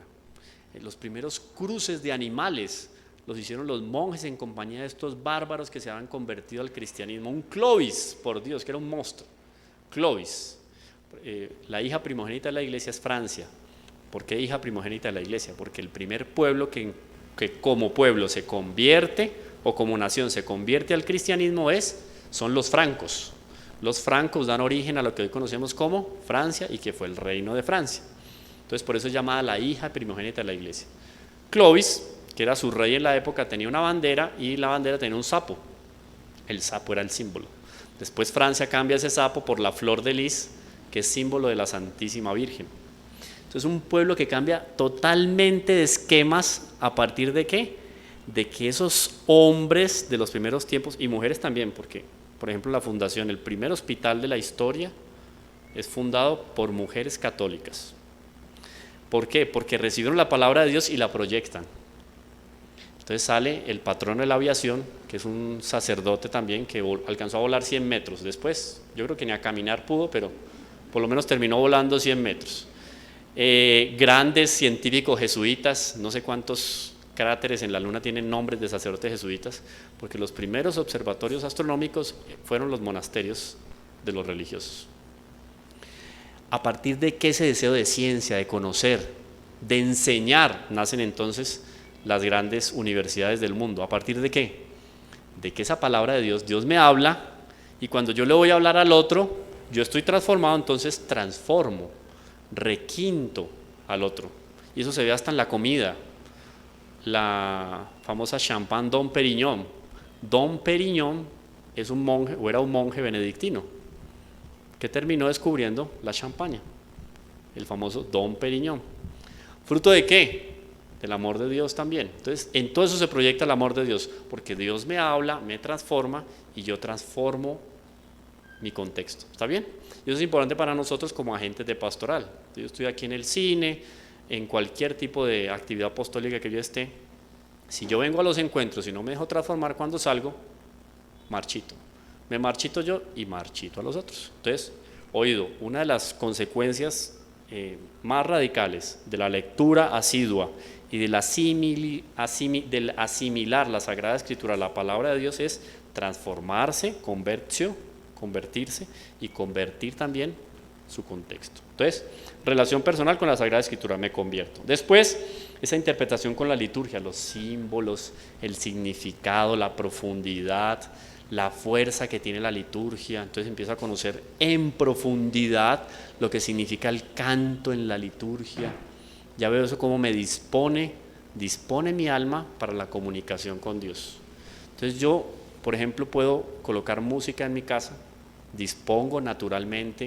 me dispongo naturalmente para escuchar a Dios, y puedo estar haciendo cualquier oficio. Puede ser que no termine en el techo como Santa Teresa de Ávila, pero entro en oración. ¿A partir de qué? De una comunicación que tengo con Dios. Más profundamente lo va a encontrar en la Sagrada Escritura, esa comunicación con Dios, pero también en la liturgia, en la música. Empiezo yo a tener afinidad con diferentes aspectos de la vida eclesial que yo digo, me estaba quedando yo con que la vida eclesial era solo en la parroquia. No. Y a veces vengo tanto a la parroquia que hasta como que no dejo mucho hacer al padre, ¿no? Porque vivo metida en la parroquia, ya me extrañan en la casa, porque también es eso, yo no puedo entregarme de tal manera a un apostolado y que traiga por allá problemitas atrás, no. Sacramento del matrimonio, familia, obligaciones del trabajo, etcétera y tal. Pero bueno, todo armonizado al fruto de ¿qué? De la Sagrada Escritura. Entonces, liturgia, en la catequesis y así como en la investigación científica. Miren que el Papa Benedicto también hace referencia a eso. Es impresionante, pero uno de los elementos que apuntaban en el Sínodo de los Obispos era eso, que había tan poco conocimiento dentro de la Iglesia al respecto de la Sagrada Escritura, que grandes eminencias del mundo científico, por ejemplo en Estados Unidos, eso lo apuntó el cardenal de Boston, si no estoy mal, durante el sínodo, en medio de una sesión del sínodo, él se levantó, no tenía la palabra, pero como era cardenal, pues había que dejarlo hablar. Y él empezó a hablar y denunció eso, que la iglesia estaba siendo abandonada por los fieles porque se estaban cerrando las puertas del conocimiento de lo que es la iglesia, de la belleza que tiene la iglesia. Y estos documentos, estas estrategias apostólicas, porque no es solo un documento, sino una estrategia apostólica, cuando yo lo veo, el paso a paso y vamos a verlo aquí, voy a darle los puntos más sobresalientes para que lo vean ustedes claro. Miren cómo está estructurada de tal manera que me forma como apóstol y me envía a ser apostolado. Tenemos entonces el Dios que habla, después vamos a encontrar la respuesta del hombre al Dios que habla. Entonces, si yo no escucho, no soy capaz de responder. ¿Qué me dijo? No la escuché. Sí, tengo que escuchar para poder responder. Entonces, la respuesta del hombre al Dios que habla. Ahí estamos entonces llamados a entrar en una alianza con Dios. Entonces, ya es el amigo que me habla, pero me dice, restablezcamos la amistad. Es que yo rompí con él. No volví a hablar con él porque es que esto de la pandemia me tuvo alejado. Cambiamos de barrio. Me salí del trabajo, entonces ya no nos vemos en la oficina. Es mi amigo, pero le dejé hablar. Entonces aquí Dios me dice, restablezcamos la alianza, ¿cierto? Esa amistad va más allá de la amistad, es una alianza. Esas alianzas que se ponen en el sacramento del matrimonio, esa alianza es un conyugo, ¿no? Se unen. Esa alianza me une al Señor. Entonces me invita a renovar esa alianza con Dios. Después me dice que en esa Sagrada Escritura se puede hacer un ejercicio de hermenéutica. O sea, no es solamente leer, es degustar lo que hay ahí. Hay expertos en vino, por ejemplo.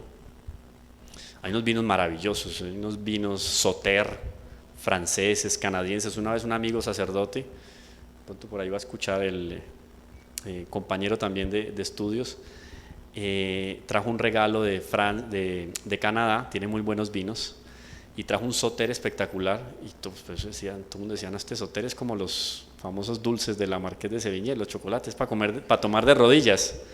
Entonces nos dio de a poquito, pues, porque estábamos ahí una cantidad, y no, esto un poquito, porque tenemos que, cada que haya un evento especial, vamos a probar este vino. Era un vino maravilloso. Entonces esperan a que la uva se empiece a congelar, entonces el néctar queda concentrado, y sacan el néctar y producen el vino. Eso es una cosa. Y él celebraba la Eucaristía con ese vino. Pero fuera de la Eucaristía nos daba pues para probarlo, una cosa pues así maravillosa.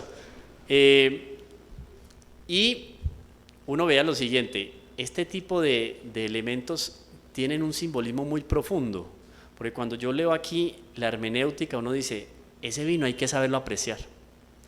Si usted se lo da a cualquiera, se lo va a tomar como si fuera una Coca-Cola. Yo no puedo coger la Sagrada Escritura y cogerlo como si fuera un libro de García Márquez. Pues a mí la verdad, con todo respeto al que le guste García Márquez, a mí pues no me simpatiza mucho. Pero bueno, pero es un texto diferente, la hermenéutica, o sea, la sustancia que yo le cojo a este libro aquí maravilloso, esto es mucho lo que yo tengo aquí para alimentarme. Lo mismo ese vino. Expertos que con solo el aroma le dicen a usted fue producido en tal lugar, en tal año, con tal cepa. ¡Wow! Uno dice, ¿cómo así? De tal manera que yo debo de coger la Sagrada Escritura y saber saborear lo que era la vida de Jesús en ese texto de Mateo, Marcos, Lucas, Juan. Saborear lo que era el ambiente, el pensamiento y la piedad de un Isaías escribiendo cualquiera de los capítulos. Saborear la piedad, el entusiasmo y la perseverancia de un Moisés en medio del Éxodo. Entonces, cuando me hablan a mí de una hermenéutica es que me dicen, esto no es un libro frío, esto es un libro que usted le va a sacar sustancia. Tanta sustancia que usted coge al catador de vinos, le da un vino y le dice, ese vino es así, así, ya usted dice, ya sé lo que sé de ese vino.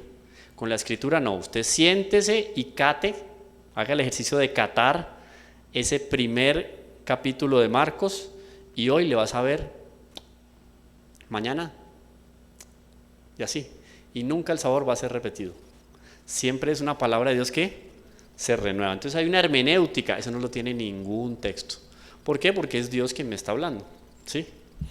Y si es un buen amigo, es el mejor amigo, un amigo inigualable, no me va a decir, ay, yo no voy a decir, me cansé de escuchar a este abanico, ay, me está llamando.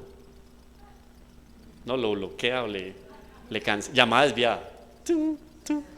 No, porque siempre, sistema correo voz cuando yo, no. Aquí cuando yo leo la palabra de Dios y ese amigo es que esto es un amigo con A mayúscula. Me está hablando, siempre hay novedades, siempre es interesante. Eso que siempre era interesante sentarse al lado de San Juan Bosco, deja la tierra en el año 1888, el gran Don Bosco, que transformó la juventud en el siglo XIX, uno de los grandes hombres del siglo XIX, Don Bosco.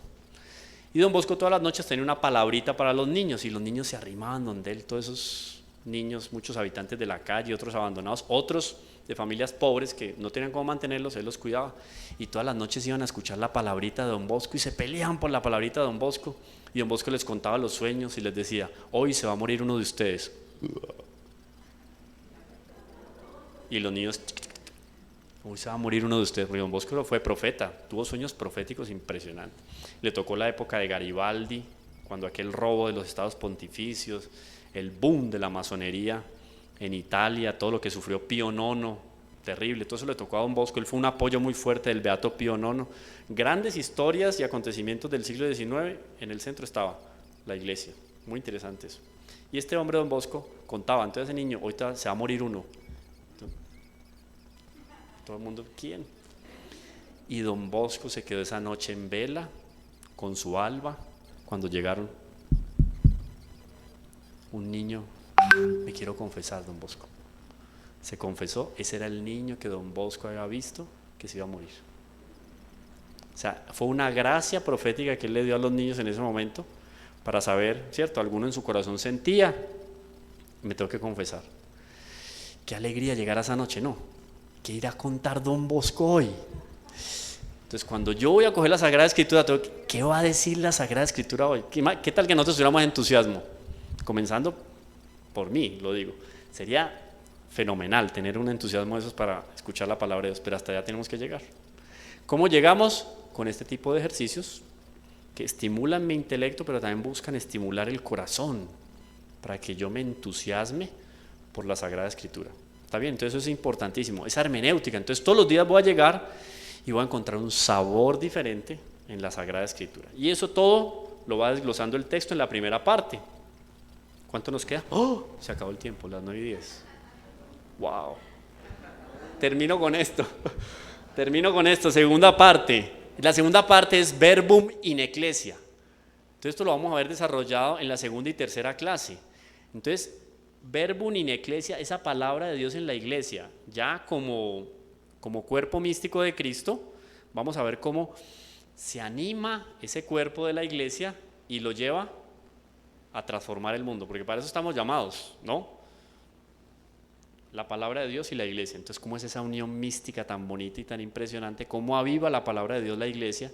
Y cómo la iglesia se presta en el escenario como el escenario más ideal para que esa palabra de Dios se proyecte a los fieles. Porque hay que tener mucho cuidado.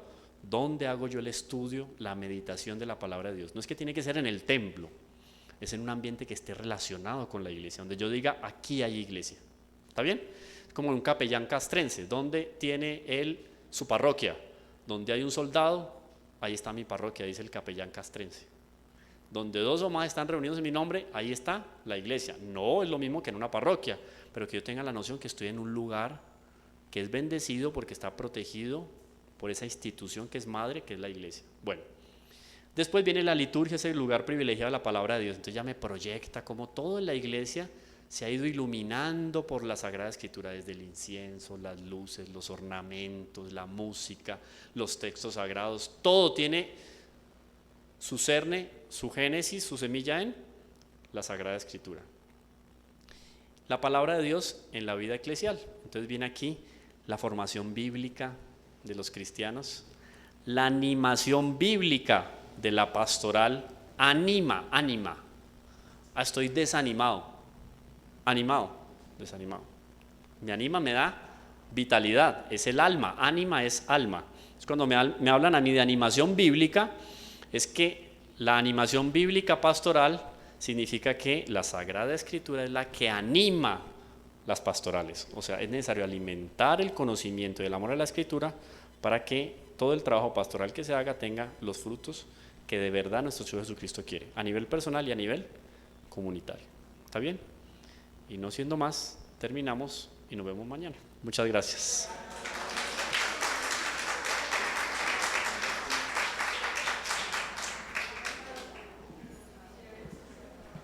Bueno.